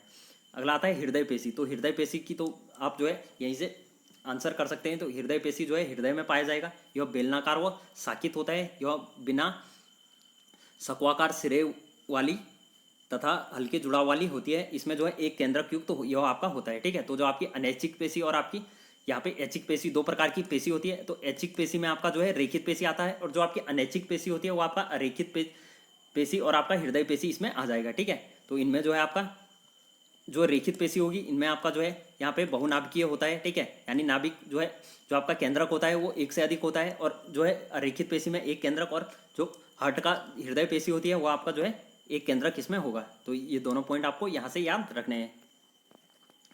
तो यहाँ पे देख सकते हैं आप हार्ट की पेशी, ये आपका जो है यहाँ पे रेखीय कोशी है, ये आपका जो है अरेखीय कोशी है, और ये आपका जो यहाँ पे हृदय पेशी का यहाँ पे डायग्राम दिखाया गया है। तो यहाँ पे आप देख सकते हैं। नेक्स्ट आता है आपका तंत्रिका ऊतक। तो जो आपका तंत्रिका ऊतक होता है, मस्तिष्क, मेरु, रज्जु व तंत्रिकाएं मिलकर जो है तंत्रिका तंत्र बनाती है। तंत्रिका तंत्र की कोशिकाएं जो है न्यूरॉन कहलाती है। ठीक है, तो ये इंपॉर्टेंट पॉइंट है, एग्जाम में बन सकता है कि तंत्रिका तंत्र की कोशिकाएं क्या कहलाती है। तो यह आंसर आ जाएगा आपका न्यूरॉन। नेक्स्ट आता है तंत्रिका कोशिका में जो है केंद्रक व कोशिका द्रव्य होता है। तो ये तीनों पॉइंट आपको याद रखने हैं। तो तंत्रिका कोशिका के जो है 3 भाग यहाँ पे होते हैं। पहला आता है प्रध्व व डेड्राइट्स। तो इनमें जो है धागे जैसी रचना जो आपकी साइटोन से जुड़ी हुई होती है। तो ये आपको याद रखना है, जो तंत्रिका कोशिका होती है वो धागे जैसी रचना की होती है और साइटोन से जुड़ी हुई होती है। नेक्स्ट आता है साइटोन। तो जो आपका साइटोन होता है ये कोशिका जैसी संरचना होती है जिसमें केंद्रक व कोशिका द्रव्य पाया जाता है। यह जो है संवेग को जो है विद्युत आवेग में बदलती है। ठीक है, तो एग्जाम में क्वेश्चन बन सकता है कि जो संवेग को जो है विद्युत आवेग में कौन बदलेगा, तो इसका आंसर आ जाएगा आपका साइटोन, यह बदलेगा। चलते हैं नेक्स्ट। अगला आता है आपका एक्सोन। तो एक्सोन जो होगा आपका पतले धागे जैसी संरचना वाले जो है एक सिरे पर जो है साइट्रोन व दूसरे सिरे पर आपका जो है संवेगी अंग जुड़े हुए होते हैं। तो ये आपको तीनों पॉइंट याद रखने हैं। तो यहाँ पे जो है आपको तंत्रिका कोशिका का जो है अंग चित्र यहाँ पे दिखाया गया है। तो यहाँ पे देख सकते हैं आप, जो आपका न्यूक्लियस हो गया वो आपका ये है, यहाँ पे आपका डेंड्राइट ये हो गया। ठीक है, ये आपका एक्सोन हो गया। ठीक है, ये आपका क्रिप्टोप्लाज्म हो गया, यहाँ पे जो है कोशिका द्रव्य जिसको बोलते हैं। ठीक है, तो ये आपका जो है यहाँ पे आ जाएगा माइलिन, इसके बाद आ जाएगा आपका एक्सोन टर्मिनल। ठीक है, तो आप जो है यहाँ पे देख सकते हैं। तो इस प्रकार से जो है आपकी तंत्रिका कोशिका होती है। तो उम्मीद है दोस्तों आपको चैप्टर अच्छा लगा होगा। अगर वीडियो पे नए हो यार तो लाइक कर दो, शेयर कर दो और सब्सक्राइब चैनल को कर दो। ठीक है, तो यहाँ पे जो है कुछ क्वेश्चन आपको दिए गए हैं। मस्तिष्क में स्थित ऊतक का नाम दीजिए। ऊतक जो मुंह के भीतरी स्तर का निर्माण है। तो ये जो है सभी क्वेश्चन मैंने लगभग आपको कराए हुए हैं का मतलब है कि मैंने अभी आपको ये समझा दिए हैं, तो आप इनको आंसर जो है आसानी से दे सकते हैं। तो मिलते हैं दोस्तों अगले सेशन में। आगे चलते हैं दोस्तों। तो आगे इसमें अगला चैप्टर आता है आपका जीवों में विविधता। तो इसको भी हम जो है डिटेल में डिस्कस करने वाले हैं। उम्मीद है दोस्तों आप जो है वीडियो में अंत समय तक यहाँ पे बने रहेंगे। इसके बाद जो है आपकी क्लास 9th की बायोलॉजी के सारे चैप्टर यहाँ पे कंप्लीट हो जाएंगे। ठीक है, एक चैप्टर तो मैंने आपको करा दिया है और ये 2 चैप्टर आपको यहाँ पे मैं एक साथ जो है प्रोवाइड करा रहा हूँ।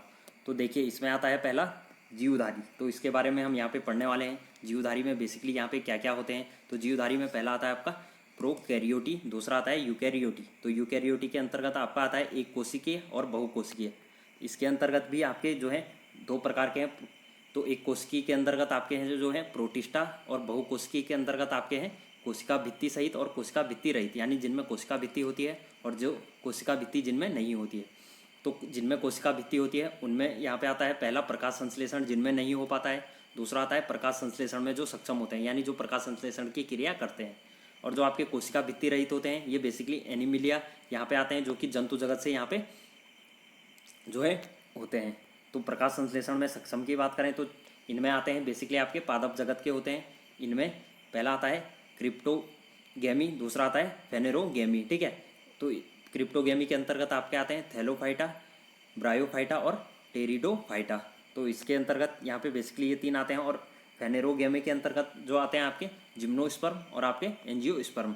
तो जिम्बियोस्पर्म में आपके जो है अनावृत बीज, यानी जिनमें बीज नहीं होते हैं, इसके अंतर्गत आते हैं आपके आवर्त बीज जो होते हैं। इनमें बेसिकली आपके 2 टाइप के आएंगे।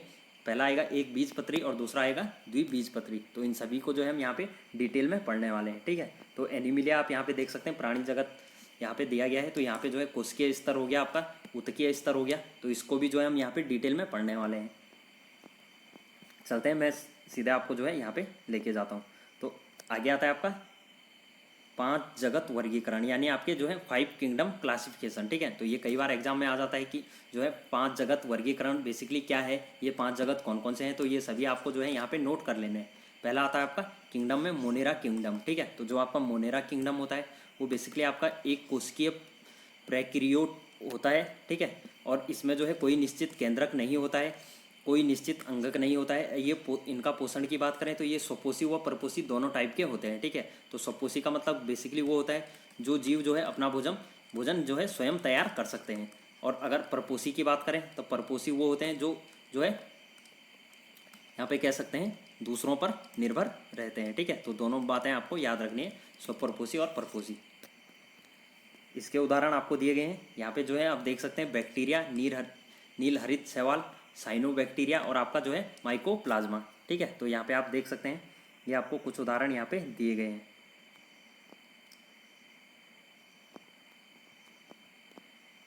ये आपका जो है बैक्टीरिया का उदाहरण यहाँ पे दिया गया है। चलते हैं नेक्स्ट, दूसरा आता है आपका प्रोटिस्टा किंगडम। ठीक है, ये जो है आपका जो है 5 किंगडम का जो है दूसरा किंगडम आता है प्रोटिस्टा किंगडम। तो जो आपका प्रोटिस्टा किंगडम होता है ये एक कोशिकीय प्रैक्रियोट होता है।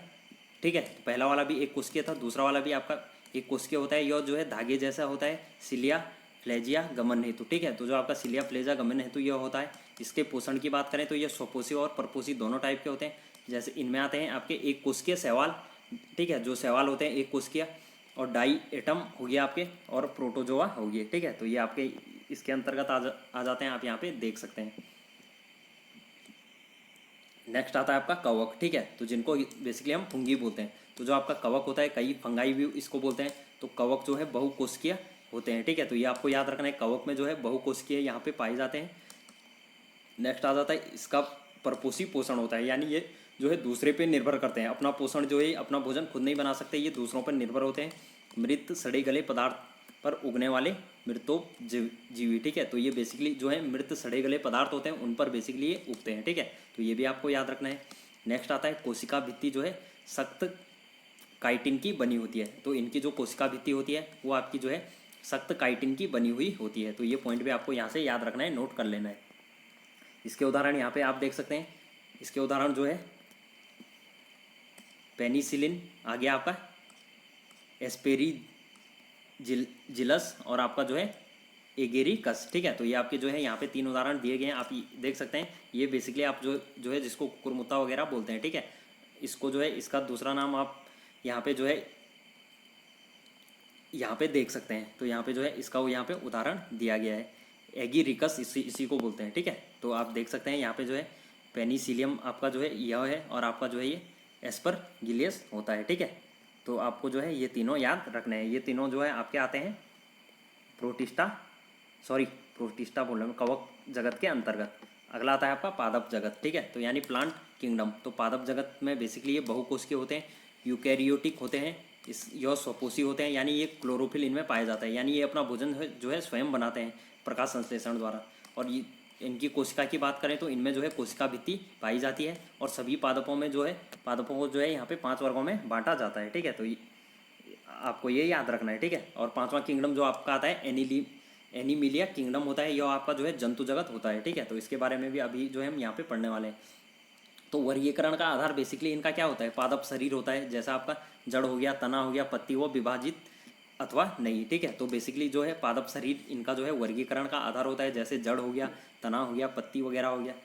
दूसरा आता है इनमें विशेष ऊतक, जल का संवहन है या नहीं है, कितना है। ठीक है, तो ये आपका जो है वर्गीकरण का इनका आधार होता है। इनमें तीसरा आता है बीज। तो जो आपके बीज होते हैं बड़े या ढके हुए फल के अंतर्गत हो गए। ठीक है, तो ये बेसिकली बीज का यहाँ पे जो है इस प्रकार से इसको जो है डिवाइड किया जाता है। इसके उदाहरण आते हैं आपके शैवाल, फरनाम और नीम। ठीक है, तो ये आपको याद रखने हैं। नेक्स्ट आता है जंतु किंगडम, यानी आपका जो है एनिमल किंगडम होता है, ये 5वां किंगडम है। ठीक है, तो ये जो है यूकैरियोटिक होते हैं, बहुकोशिकीय होते हैं, परपोषी होते हैं, यानी ये दूसरों पे अपना पोषण निर्भर करते हैं, और कोशिका भित्ति इनमें नहीं पाई जाती है। ठीक है, जो आपकी सेल वॉल यहाँ पे होती है। तो इसके पश्चात अगर इसको देखें तो कोशिकीय, इसको जो वर्गीकृत करते हैं कोशिकीय, उत्कीय व शारीरिक आकृति के अनुसार यहाँ पे विभेदन किया जाता है। और उदाहरण की बात करें तो जैसा आपका चीता हो गया, मोर हो गया, चींटी होगी, कीड़े मछली आदि, तो ये सभी क्या है, अपना भोजन स्वयं नहीं बनाते हैं, ये आपके परपोषी होते हैं। तो ये बेसिकली आपके जो है यहाँ पे एनिमल किंगडम के अंतर्गत आ जाएंगे। ठीक है, तो जितने भी एनिमल यहाँ पे होंगे बेसिकली ये आपके एनिमल किंगडम के अंतर्गत आ जाएंगे। आगे आता है जीव विविधता। ठीक है, यानी जीवों में विविधता बेसिकली किस प्रकार की होती है, डाइवर्सिटी इन लिविंग ऑर्गेनिज्म। ठीक है, तो पृथ्वी पर जीवन में जो है असीमित विविधता और असंख्य जीव हैं, ये तो आपको पता है। ठीक है, जीवों की संख्या जो है असंख्य है, बहुत सारे हैं। इनके विषय में हमें जीवों की समानता व असमानता के आधार पर यहाँ पे वर्गीकृत समूह में रखना पड़ेगा। तो बेसिकली अगर हमको जो है इनका अध्ययन करना है तो इनको जो है किसी न किसी वर्गीकृत यहाँ पे करना पड़ेगा, किसी समानता के आधार पर, असमानता के आधार पर, क्योंकि लगभग 20 लाख प्रकार के जीव जंतु का बाह्य आंतरिक पोषण का तरीका व आवास का अध्ययन करना जो है सुगम नहीं है। ठीक है, तो बेसिकली जो जितने भी प्रकार के जीव जंतु हैं उनका जो है, अब अगर आप पर्टिकुलर एक एक का जो अध्ययन करेंगे तो बेसिकली ये आपका संभव नहीं हो पाता है। तो इसलिए जो है इनको जो है एक निश्चित समानता के आधार पर, असमानता के आधार पर यहाँ पे वर्गीकृत किया जाता है। ठीक है, तो जीव विविधता का बेसिकली कारण यही होता है। तो इसमें आता है पहला टैक्सोनॉमी। ठीक है, तो जो आपका टैक्सोनॉमी होता है यह जो है जीव विज्ञान का भाग होता है, जिसमें नाम व पद्धति जीवों का वर्गीकरण करते हैं। ठीक है, तो जो आपका टैक्सोनॉमी होता है इसमें जो है नाम व पद्धति जीवों का वर्गीकरण करते हैं। कार्ल लिनियस को जो है टैक्सोनॉमी का पिता कहा जाता है। तो बेसिकली आप कह सकते हैं जो आपकी टैक्सोनॉमी को जो है यहाँ पे लागू किया था वो आपका जो है कार्ल लिनियस ने किया था। ठीक है, तो ये आपको याद रखना है, ये नाम आपको यहाँ पे याद रखना है। अगर वर्गीकरण की बात करें तो सभी जीवों को जो है उनकी समान व विभिन्न गुणों के आधार पर बांटना वर्गीकरण कहलाता है। ठीक है, ये तो काफ़ी सिंपल सा पॉइंट है। अगला आता है वर्गीकरण के लाभ। तो जो आपका वर्गीकरण होता है उसके बेसिकली लाभ यहाँ पे क्या क्या हो सकते हैं, तो जो है असंख्य जीवों के अध्ययन को आसान व सुगम बनाता है, विभिन्न समूहों को के मध्य संबंध स्थापित करता है, यह जीवन के सभी प्रारूपों को जो है एक नज़र में प्रदर्शित करता है, और जीव विज्ञान के कुछ अनुसंधान वर्गीकरण पर आधारित हैं। ठीक है, तो जो बेसिकली जीव विज्ञान के कुछ अनुसंधान होते हैं, ठीक है, जो आपके क्या बोलते हैं, जिनको रिसर्च केंद्र बोलते हैं, तो जो आपके रिसर्च केंद्र होते हैं ये बेसिकली वर्गीकरण पर ही आधारित होते हैं। तो ये भी आपको याद रखने हैं। वर्गीकरण के आधार की बात करें तो वर्गीकरण करने के निम्न लक्षणों में ध्यान दिया जाता है। तो बेसिकली जब वर्गीकरण करते हैं तो उनमें जो है इस प्रकार से यहाँ पे लक्षण देखे जाते हैं। तो पहला आता है आपका जीव प्रोकैरियोटी और आपका यूकैरियोटी कोशिका का बना होता है। तो जो आपके जीव होते हैं या तो आपका प्रोकैरियोटी का होगा या तो आपका यूकैरियोटी टाइप का होगा, ठीक है। इसमें जो है कोशिकाएं स्वतंत्र हैं और बहु कोशिकीय संगठन और जटिल जीव जो है के रूप में हैं, ठीक है। तो जो आपकी कोशिकाएं होती हैं वो स्वतंत्र हैं, जो जिसमें जो है एक कोशिकीय जीव भी आते हैं और बहुकोशिकीय संगठन भी यहाँ पे आते हैं। नेक्स्ट आता है कोशिका में कोशिका भित्ति है। जैसा कोशिका है तो कोशिका में कोशिका भित्ति है या नहीं है, वो अपना भोजन जो है संश्लेषण से करते हैं या नहीं करते हैं, ठीक है। तो बेसिकली आप देख सकते हैं जो पादप जगत होते हैं उनमें जो है यहाँ पे प्रकाश संश्लेषण की क्रिया होती है, यानी जो है पादप होते हैं अपना भोजन स्वयं बनाते हैं। लेकिन वहीं अगर एनिमल किंगडम की बात करें तो वो जो है अपना भोजन दूसरों पर डिपेंड करते हैं। तो ये भी आपको याद रखना है। वर्गीकरण की बात करें तो सबसे पहले जो है 1758 में कार्ल लिनियस ने जो है जीव जगत को दो भागों में बांटा था, पौधे व जंतु।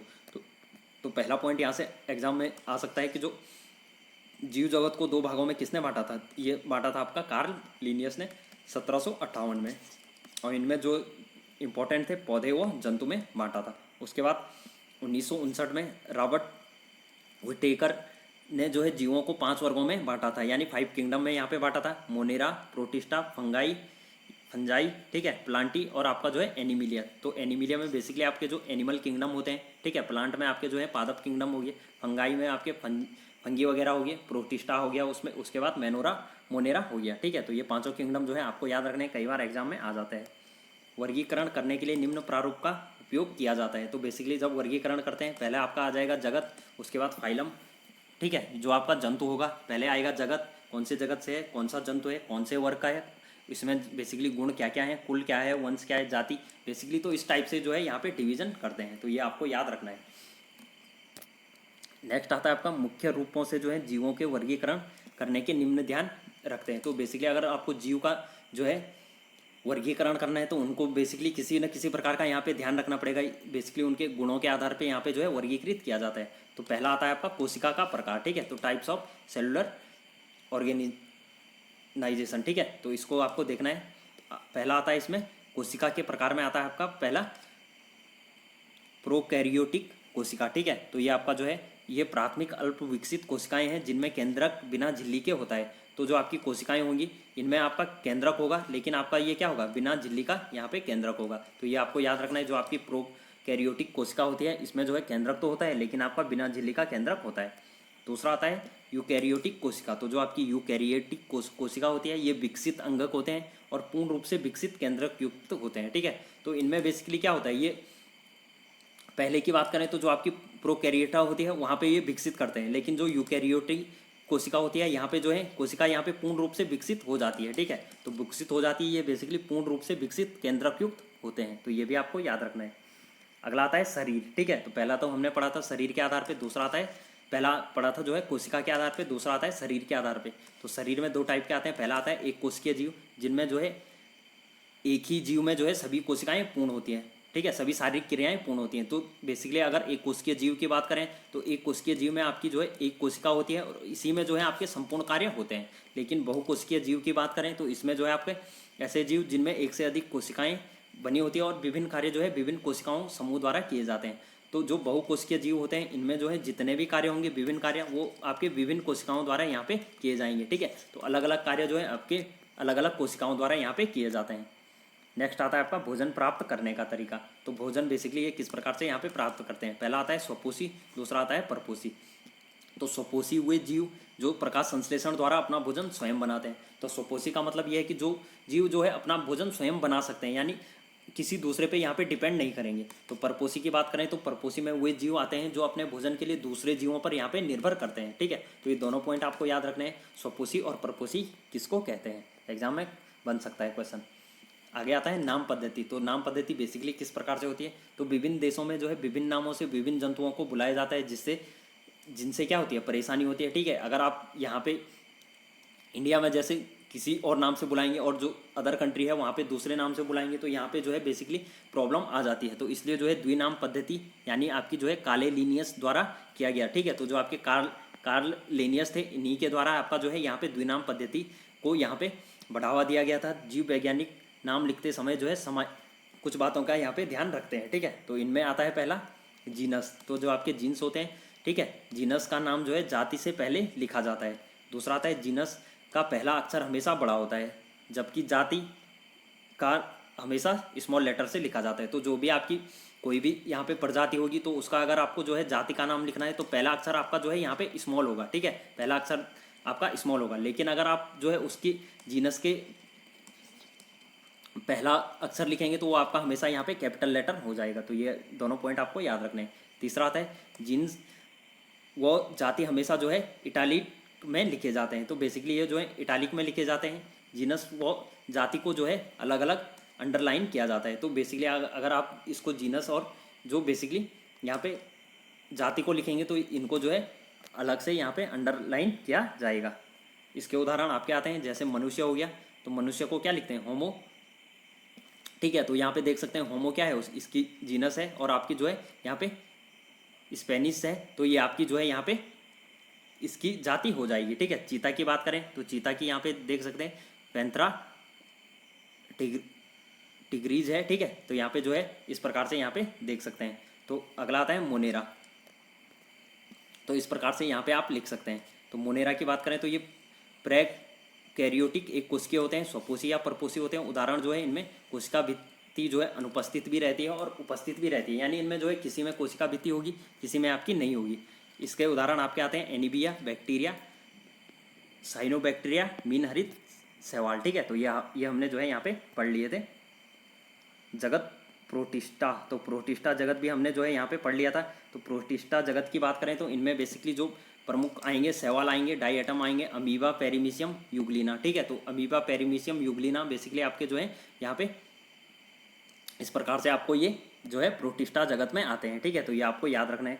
तीसरा आता है जगत फंजाई, तो जगत फंजाई की बात करें तो यूकैरियोटिक व विषमपोषी यहाँ पे जो है ये होते हैं। जीवन जो है किसी भी अवस्था में आपका जो है बहुकोशिक होता है, यानी बहुत सारी इनमें जो है एक से अधिक कोशिकाएं होती है। कोशिका भित्ति कठोर होती है, जटिल शर्करा वो जो है काइलिन की बनी होती है। तो बेसिकली जो कोशिका भित्ति होती है वो आपकी जटिल शर्करा और काइलिन की बनी हुई होती है। अधिकांश सड़े गले पदार्थ पर निर्भर करती है, यह मृतोपजीवी या कुछ जीवों पर निर्भर करती है, ठीक है। तो ये बेसिकली दूसरे जीवों पर निर्भर करती है, जो आपकी फंगाई होती है, यानी मृत जीवों पर निर्भर करती है बेसिकली, ठीक है। कुछ शैवाल व कवक दोनों जो है सहजीवी संबंध बनाकर साथ चलते हैं। शैवाल जो है कवक को जो है भोजन पदार्थ करता है और जो है कवक रहने का स्थान प्रदान करते हैं, ठीक है। तो कुछ शैवाल इस प्रकार से होते हैं कि कवक को जो है भोजन के रूप में यहाँ पे जो है प्रदान करता है, ठीक है। तो आपको ये पॉइंट भी याद रखना है। जीव लाइकेन कहलाते हैं, ठीक है। तो ये आपके जो है जीव लाइकेन कहलाते हैं। एग्जाम में क्वेश्चन बन सकता है कि जीव लाइकेन किसको कहते हैं। तो जो आपके जीव लाइकेन होंगे वो आपके जो है शैवाल कवक को जो है भोजन पदार्थ करता है, ठीक है। तो ये आपको याद रखना है। चलते हैं नेक्स्ट। तो इसमें जो है उदाहरण यहाँ पे देख सकते हैं आप, जो है पेनसिलियम हो गया आपका, एस्पेरेजिलस हो गया आपका, लाइकेन हो गया और मशरूम हो गया, ठीक है। तो ये भी आपको यहाँ पे याद रखना है। अगला आता है जीवधारी। तो जीवधारी में बेसिकली आप जैसे मैंने अभी आपको बताया था, ठीक है, शुरू में बताया था, पहला आएगा आपका प्रोकैरियोटी, दूसरा आएगा यूकैरियोटी, ठीक है। तो इसमें आपके एक कोशिकीय और बहुकोशिकीय आएंगे। इसमें आपका प्रोटिस्टा आएगा। तो ये जो है मैंने आपको बता दिया है। तो चलते हैं सीधे पादप जगत पे, ठीक है। तो जो आपका पादप जगत होगा, पादप जगत के मुख्य लक्षण जो है प्रकाश संश्लेषण का होना है, ठीक है। तो जो आपके पादप जगत होते हैं, बेसिकली जो पादप होते हैं तो उनका जो है प्रकाश संश्लेषण में जो है बेसिकली यहाँ पे प्रकाश संश्लेषण का होना है। और इसमें जो है दो उपजगत क्रिप्टोगेमी और आपका जो है फेनेरोगेमी में बांटा जाता है। तो जो आपके पादप जगत है इनमें जो है क्रिप्टोगेमी और आपका जो है फेनेरोगेमी में यहाँ पे बांटा जाता है। तो उपजगत अगर बात करें क्रिप्टोगेमी, तो जिन पौधों में फूल या जननांग बाहर प्रकट नहीं होते हैं, वो यानी ढके हुए होते हैं, तो इनको जो है यहाँ पे क्रिप्टोगेमी कहा जाता है। लेकिन फेनेरोगेमी की बात करें तो इन पौधों में फूल या जननांग स्पष्ट दिखाई देते हैं। तो ये आपके जो है यहाँ पे फेनेरोगेमी कहलाएंगे। तो क्रिप्टोगेमी की बात करें तो इनमें जो है बेसिकली तीन प्रकार के होते हैं, थैलोफाइटा, ब्रायोफाइटा और टेरिडोफाइटा, ठीक है। तो ये आपके तीन प्रकार के होते हैं। पहले आते हैं थैलोफाइटा। तो जो आपके थैलोफाइटा होंगे, ये पौधे का जो है शरीर जड़ तथा पत्ती में विभाजित नहीं होता है, बल्कि एक थैलस होता है, ठीक है। तो ये बेसिकली एक थैले के टाइप का होता है। इनमें जो है जड़, पत्ती व फूल में यहाँ पे विभाजित नहीं होता है। सामान्यतः ये शैवाल होते हैं, ठीक है। तो सामान्यतः जो शैवाल होते हैं वो आपके थैलोफाइटा होते हैं, ठीक है। तो ये पॉइंट आपको याद रखना है। इनमें जो है कोई संवहन ऊतक उपस्थित नहीं होता है और जनन के द्वारा ये जो है अपने को आगे बढ़ाते हैं। इनमें मुख्यतः जल में ये पाए जाते हैं, ठीक है। तो ये भी आपको याद रखना है। इनके उदाहरण आपके आगे अल्वा, स्पाइरोगायरा, क्लेडोफोरा और आपका यूलोथ्रिक्स। ठीक है, तो ये चारों आपके जो है इसमें आ जाएंगे। यहाँ पे देख सकते हैं आप जो है स्पाइरो गायरा का आपको यहाँ पे चित्र दिखाया गया है। ठीक है, यहाँ पे जो है अल्वा का चित्र आपको दिखाई दे दे रहा है। चलते हैं नेक्स्ट, आगे आता है आपका ब्रायोफाइटा। तो जो आपके ब्रायोफाइटा होते हैं ये सरलतम पौधे जो पूर्ण रूप से विकसित नहीं होते हैं। ठीक है, तो जो ब्रायोफाइटा के अंतर्गत आएंगे सरल पौधे आएंगे जो पूर्ण रूप से विकसित नहीं है। इनमें आएगा कोई संवहन ऊतक उपस्थित नहीं होता है। ये जो है स्पोर द्वारा जनन करते हैं। ठीक है, तो ये भी आपको याद रखना है, इंपॉर्टेंट पॉइंट है। अगला आ जाता है भूमि व जल जो है दोनों स्थान पर पाए जाते हैं, इसलिए इन्हें जो है पादपों का एम्फीबिया भी कहते हैं। ठीक है, तो पादपों का एम्फीबिया किसको कहते हैं, एग्जाम में क्वेश्चन बन सकता है। तो इनको जो है यहाँ पे ब्रायोफाइटा को जो है पादपों का एम्फीबिया कहा जाता है। इसके उदाहरण आप यहाँ पे देख सकें, फ्यूनेरिया, रिक्सिया और मार्केसिया। यहाँ पे इसके 3 उदाहरण आपको दिए गए हैं। तो ये भी आपको यहाँ पे देख सकते हैं। ये आपको जो है फ्यूनेरिया और आपका जो है यहाँ पे रिक्सिया का उदाहरण दिया गया है। नेक्स्ट आता है आपका टेडियो। ठीक है, नेक्स्ट आता है आपका टेरियोफाइटा। तो जो आपका टेरियोफाइटा आएगा यह जो है पादप का शरीर जो है तना, जड़ व पत्तियों में विभक्त होता है। संवहन तंत्र इनमें जो है उपस्थित होता है। ठीक है, और जो आपके जननांग होते हैं वो बहुकोशिकीय होते हैं, यानी एक से अधिक कोशिका के होते हैं। इसके उदाहरण आ जाते हैं आपके मर्सिलिना, फर्न और आपके जो है हॉर्स टेल। ठीक है, तो ये आपके जो है इसी के तीनों उदाहरण हैं। तो फेनेरोगेम की बात करते हैं। ठीक है, अभी हमने पढ़ा क्रिप्टोगेम और अब पढ़ने वाले हैं फेनेरोगेम। तो जो फेनेरोगेम होंगे इसमें जो है 2 टाइप के आपके आएंगे। पहला आएगा जिम्नोस्पर्म यानी अनावर्त बीज, और दूसरा आएगा आपका एंजियोस्पर्म यानी जिसमें आवर्त बीज होंगे। ठीक है, तो पहला जो है जिम्नोस्पर्म को पढ़ देते हैं। तो यह जो है बहुवर्षीय होते हैं, सदाबहार होते हैं और आपके काष्ठीय होते हैं।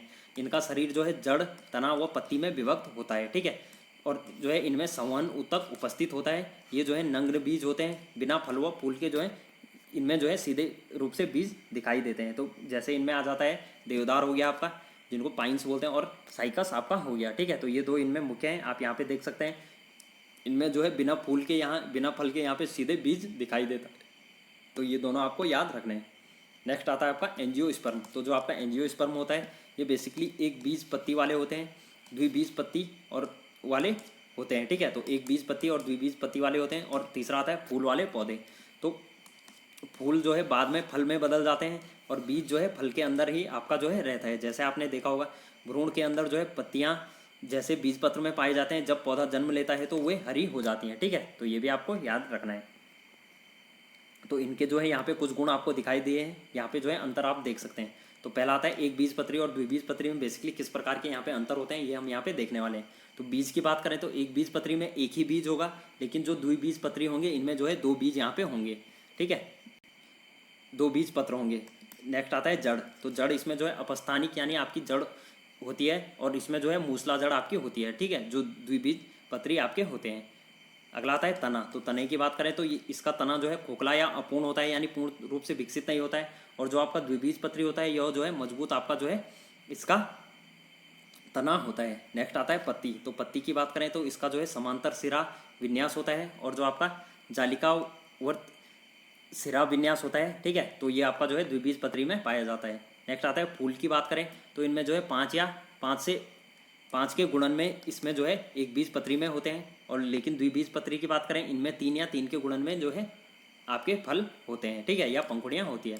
उदाहरण की बात करें तो एक बीज पत्री के उदाहरण आपके हो गए चावल, गेहूं, मक्का। ठीक है, तो जैसा आपने देखा होगा चावल, तो चावल का दाना कुछ इस प्रकार से रहता है। तो आप इसको तोड़ेंगे तो ऐसा नहीं होगा कि ये जो है 2 भागों में आपका टूट जाएगा, ये तोड़ेंगे तो ये जो है विभिन्न भागों में यहाँ पे विभक्त हो जाएगा।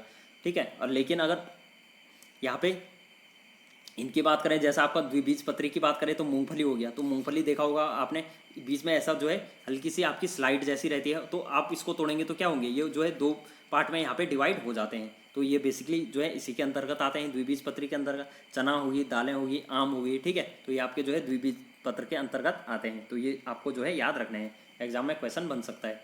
अगला आता है पादप। तो पादप में बेसिकली अभी भी हमने पादप पढ़ा, लेकिन अभी भी जो है पादप ही है। तो इनमें आता है जो है पादप शरीर जो है बिना विभेदन के, और दूसरा आता है विभेदित पादप शरीर। ठीक है, तो इनमें पहला आता है बिना संवहनी ऊतक के, दूसरा आता है संवहनी ऊतक सहित। तो संवहनी ऊतक सहित की बात करें तो बीज रहित होता है ये, और दूसरा आता है बीज उत्पादित करने वाले। ठीक है, तो ये दोनों आपको यहाँ पे याद रखने हैं। इनमें आता है अगर बीज रहित बीज उत्पादित करने वाले की बात करें तो इनमें जो है नग्न बीजी आता है और आवर्त बीजी आता है। ठीक है, तो नग्न बीजी में तो बेसिकली आपका जो है बीज आपको जो है जिम्नोस्पर्म जो हमने अभी पढ़ा, और आवर्त बीजी की बात करें तो इनमें जो है आपका यहाँ पे एंजियोस्पर्म में जो है दो प्रकार के आ जाएंगे। पहला आ जाएगा एक बीज पत्र और दूसरा आएगा दो बीज पत्र। ठीक है, तो ये दोनों आपको जो है मैंने आपको डिटेल में समझा दिए हैं।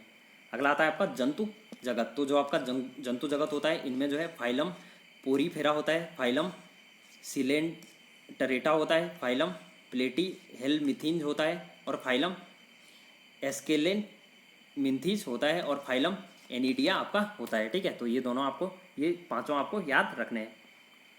अगला आता है छठवां, इसमें जो है फाइलम ऑर्थ्रोपोडा, फाइलम मोलेस्का, फाइलम इकाई डोर्मिना। तो इनको जो है हम अभी जो है यहाँ पे पढ़ने वाले हैं। ठीक है, तो फाइलम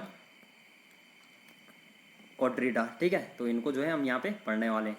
तो इसके अंतर्गत आपके आते हैं प्रोटोकार्डेरा और आपका जो है वर्टिब्रेटा। ठीक है, तो इसके अंतर्गत आते हैं आपके मत्स्य हो गया, आपके जल स्थलचर हो गए। ठीक है, जो जल में भी रहते हैं और स्थल में भी रहते हैं, सर्पीकृत हो गए, और पक्षी हो गए, स्तनधारी हो गए। ठीक है, तो ये सभी जो है इसके अंतर्गत आते हैं। अगला आता है फाइलम पोरीफेरा। ठीक है, तो जो आपका फाइलम पोरीफेरा होता है इसके अंतर्गत ये जो है कोशिकीय स्तर होता है, जो है अचल जंतु होते हैं, ये बेसिकली चल नहीं सकते, पूरा शरीर जो है आपका इनका छिद्रयुक्त होता है, और ये जो है बाह्य स्तर स्पंजी तंतुओं से बना हुआ होता है। ठीक है, तो ये भी आपको याद रखना है। जैसे इसके उदाहरण आते हैं आपके साइकन हो गया, आपका यूप्टे क्लेटा हो गया। ठीक है, तो यहाँ पे आप देख सकते हैं ये आपका यहाँ पे साइकन का उदाहरण है। ठीक है, तो ये जो है एक स्थान से दूसरे स्थान नहीं चल सकते हैं, इनका जो है शरीर है छिद्रयुक्त है। ठीक है, यानी आप इनमें जो है छिद्र यहाँ पे बहुत सारे देखने को मिलते हैं। तो यहाँ पे आप दूसरा उदाहरण भी यहाँ पे आप देख सकते हैं, जो कि आपको यूप्ले क्लेटा का दिया गया है। तो यहाँ पे देख सकते हैं आप, इनमें यहाँ पे छिद्र होते हैं। ठीक है, ये भी देख सकते हैं आप, यहाँ पे जो है बारीक यहाँ पे छिद्र इनमें होते हैं। अगला आता है आपका फाइलम सिलेंट्रेटा। ठीक है, तो दूसरा टाइप ये आता है, इनमें जो है उत्कीय स्तर होता है, सिलोम युक्त तो ये होते हैं, और ये जो है अरीय सम्मित होते हैं, द्विस्तरीय होते हैं, और इनमें जो है खुली गुहा होती है। इनके उदाहरण आपके आएंगे हाइड्रा, सी एनिमोल, और आपका जो है कोरल यहाँ पे आ जाएगा। तो ये जो है आपको यहाँ पे याद रखने हैं। तो यहाँ पे देख सकते हैं आप सी एनिमियन मन आप देख सकते हैं। ठीक है, अगला आता है आपका प्लेटी हेलमेंथीज। ठीक है, तो प्लेटी हेलमेंथीज यहाँ से आ जाएगा आप अगला। इनमें जो है चपटे, पत्ती और फीते जैसी यह होती है। परजीवी व श्वसन तंत्र दोनों होते हैं। ठीक है, यह परजीवी होते हैं और श्वसन तंत्र इनमें होता है। शरीर जो है द्विपार्श्व सम्मित और आपका जो है त्रिकोरक होता है। सीलोम उपस्थित नहीं होता है। नर व मादा जननांगा जो है एक जीव में उपस्थित होते हैं। ठीक है, तो एक ही जीव में जो है नर व मादा जननांग यहाँ पे होते हैं। तो इसके उदाहरण आ जाएगा आपका लीवर फ्लूक, ब्लड फ्लूक, और आपका जो है टेप वर्म। ठीक है, तो इनमें देख सकते हैं आप, यहाँ पे जो है यहाँ पे आपको उदाहरण दिया गया है प्लानेरिया का, और जो है यहाँ पे लाइवर फल्व का। ठीक है, तो आप यहाँ पे देख सकते हैं। अगला आता है आपका एस्कहेलमिन्थीज। ठीक है, तो एस्कहेलमिन्थीज और आपका जो है इसी को आप जो है निमोटोडा इसी के अंतर्गत आते हैं। तो इनमें जो है सूक्ष्म जीव से जो है कई सेंटीमीटर तक जो है इनकी यहाँ पे लंबाई होती है। ठीक है, शरीर जो है सूक्ष्म से कई सेंटीमीटर तक कम होता है, और जो इनका जो है यहाँ पे त्रिकोरक यह होते हैं और द्विपार्श्व संपित होते हैं। ठीक है, तो ये बेसिकली दो जो है इनके किनारे होते हैं, और वास्तविक देह गुहा का अभाव होता है, और कूट सेलोम जो है इनमें उपस्थित रहता है। ठीक है, तो इसके अंतर्गत आते हैं आपके एस्केरिस और आपके बुकेरेरिया। ठीक है, तो ये दोनों आपको याद रखने हैं। नेक्स्ट आता है आपका एनीलिडा। तो जो आपका एनीलिडा होता है यह आपका जो है नम भूमि, जल व समुद्र में पाए जाने वाले होते हैं। इनकी जो है वास्तविक देह आपकी गुहा वाले होते हैं, उभयलिंगी होते हैं, लैंगिक या स्वतंत्र भी हो सकते हैं, और शरीर जो है खंडयुक्त होता है। इनके उदाहरण आपके जो है केंचुआ हो गया, जोंक हो गया। ठीक है, तो जैसे आपने देखा होगा, केंचुआ भी देखा होगा, जोंक भी देखा होगा। ठीक है, तो यहाँ पे आप देख सकते हैं इस प्रकार से ये होते हैं। नेक्स्ट आता है आपका ऑर्थोपोडा। ठीक है, तो जो आपका ऑर्थोपोडा होता है, जंतु जगत में 80% जीव जो है इस फाइलम में आते हैं। ठीक है, तो एग्जाम में क्वेश्चन आ सकता है कि सबसे बड़ा जीव जो है जगत कौन सा होता है, तो जंतु जगत का सबसे बड़ा जगत आपका जो है ऑर्थोपोडा आ जाएगा। इसके जो है पैर खंडयुक्त व जड़ें जुड़े हुए होते हैं। ठीक है, तो पैर खंडयुक्त होते हैं, यानी आपके अलग होते हैं और जुड़े हुए होते हैं। इनका शरीर जो है सिर, वक्ष और जो उदर में विभाजित होता है। अग्रभाग पर जो है संवेदी स्पेसिक उपस्थित होते हैं। बाह्य कंकाल जो है काइटिन का बना होता है, खुला परिसंचरण तंत्र होता है। तो इनके अंतर्गत आते हैं आपके कीड़े मकड़ी बिच्छू कॉकरोच इत्यादि। ठीक है, तो आप यहाँ पे देख सकते हैं इनके जो है यहाँ पे पाँव यहाँ पे अलग अलग होते हैं। ठीक है, तो ये भी आप यहाँ पे देख सकते हैं। चलते हैं नेक्स्ट, अगला आता है मोलस्का। तो जो आपका मोलस्का होता है दूसरा सबसे बड़ा फाइलम होता है, इसमें करीब 90,000 यहाँ पे जातियाँ पाई जाती है। इनका शरीर जो है मुलायम होता है और द्विपार्श्व सममित होता है। इनका शरीर जो है सिर उदर और जो है पाद यानी आपका जो है में विभाजित होता है और बाह्य भाग जो है आपका कैल्शियम के खोल से बना हुआ होता है। ठीक है, और नर व मादा जो है अलग अलग होते हैं। ठीक है, इनमें जो है एक ही में जो है जनन क्रिया नहीं होगी, नर अलग होगा और मादा अलग होगा। उदाहरण के लिए आपका हो गया सीपी, घोंगा, ऑक्टोपस और काइटिन। ठीक है, तो ये आपके जो है इसके उदाहरण आ जाते हैं। तो यहाँ पे आप देख सकते हैं। अगला आता है आपका एकाइनोडर्मेटा। ठीक है, तो एकाइनोडर्मेटा में इसके अंतर्गत आपके जो है समुद्री जीव आते हैं। यह जो है शरीर तारे की तरह गोल या लंबा होता है। शरीर की बाह्य सतह पर आपकी कैल्शियम के कांटे होते हैं। शरीर जो है अखंडित व त्रिकोरक होता है और लिंग आपके अलग अलग होते हैं। ठीक है, तो अलग अलग बेसिकली इनमें जो है होंगे। इसके उदाहरण आते हैं आपके सी अर्चिन, स्टारफिश। तो इसके अंतर्गत ये आपके उदाहरण आ जाते हैं। ठीक है, तो आप यहाँ पे देख सकते हैं सी अर्चिन और स्टारफिश को आप यहाँ पे देख सकते हैं। नेक्स्ट आता है आपका कॉर्डेटा। ठीक है, तो कॉर्डेटा के अंतर्गत इसके अंतर्गत जो है द्विपार्श्व सममित त्रिकोरक ये होते हैं। सिलोम उपस्थित होता है, मेरुरज्जु उपस्थित होता है और जो पूंछ होती है वो जीवन की किसी भी अवस्था में उपस्थित होती है और जो केसरूक होते हैं ये भी आपके उपस्थित होते हैं। तो कॉर्डेटा की बात करें तो यहाँ पे जो है कॉर्डेटा के दो टाइप होते हैं। पहला आता है प्रोटोकॉर्डेटा, दूसरा आता है वर्टिब्रेटा। ठीक है, तो प्रोटोकॉर्डेटा में आ जाएंगे आपके जो है कृमि की तरह जो है जंतु समुद्र में पाए जाने वाले। यह जो है द्विपार्श्व सम्मित होते हैं, श्वसन गिल्स द्वारा होते हैं यानी गलफड़ों द्वारा होता है और जो है इनके लिंग अलग अलग होते हैं। ठीक है, तो एक ही लिंग में जो है एक ही जीव में जो है यहाँ पे जनन नहीं होता है।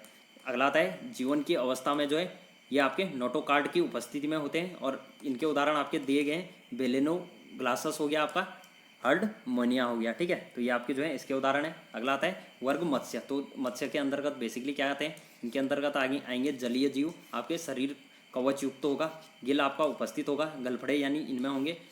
अगला आता है अरीय सम्मित जो तैरने में मदद करता है। हृदय जो है दो कक्ष युक्त होगा, ठंडे खून वाले और अंडे देने वाले ये होंगे जिनसे आपके नए जीव बनते हैं। और कुछ का कंकाल उपस्थित वह जो है कुछ की हड्डी से बना हुआ होता है। ठीक है, तो ये बेसिकली कंकाल उपस्थित हुआ हड्डी से भी बना हुआ हो सकता है। इनमें आते हैं सार्क हो गया आपका, रोहू हो गया आपका, टारपीडो हो गया। तो ये सभी जो है इसके अंतर्गत आते हैं। तो यहाँ पे देख सकते हैं आप।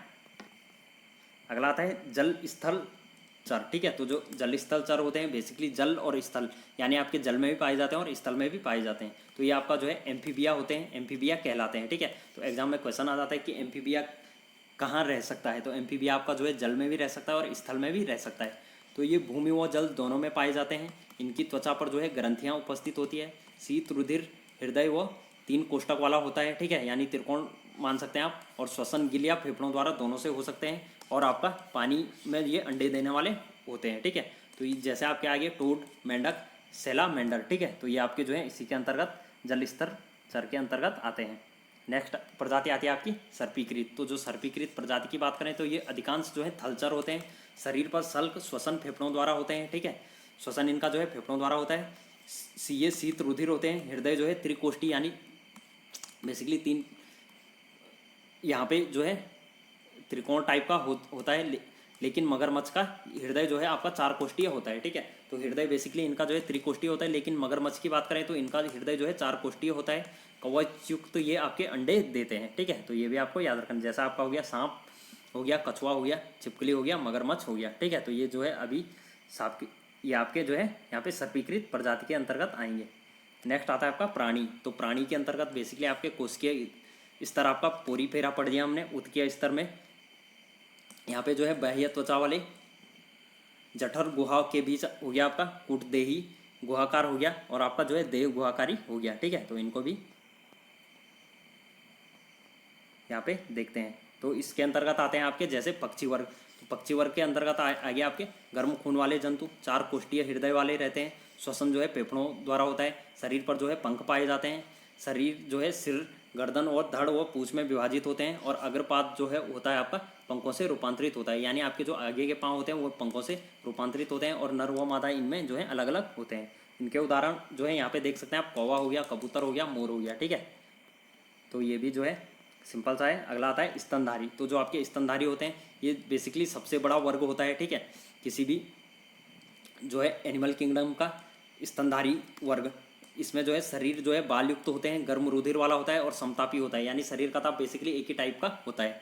स्तन ग्रंथियाँ इसमें होती है, आपकी बाह्य कर्ण उपस्थित होता है, श्वसन जो है फेफड़ों द्वारा होता है, शिशुओं को ये जन्म दे सकते हैं।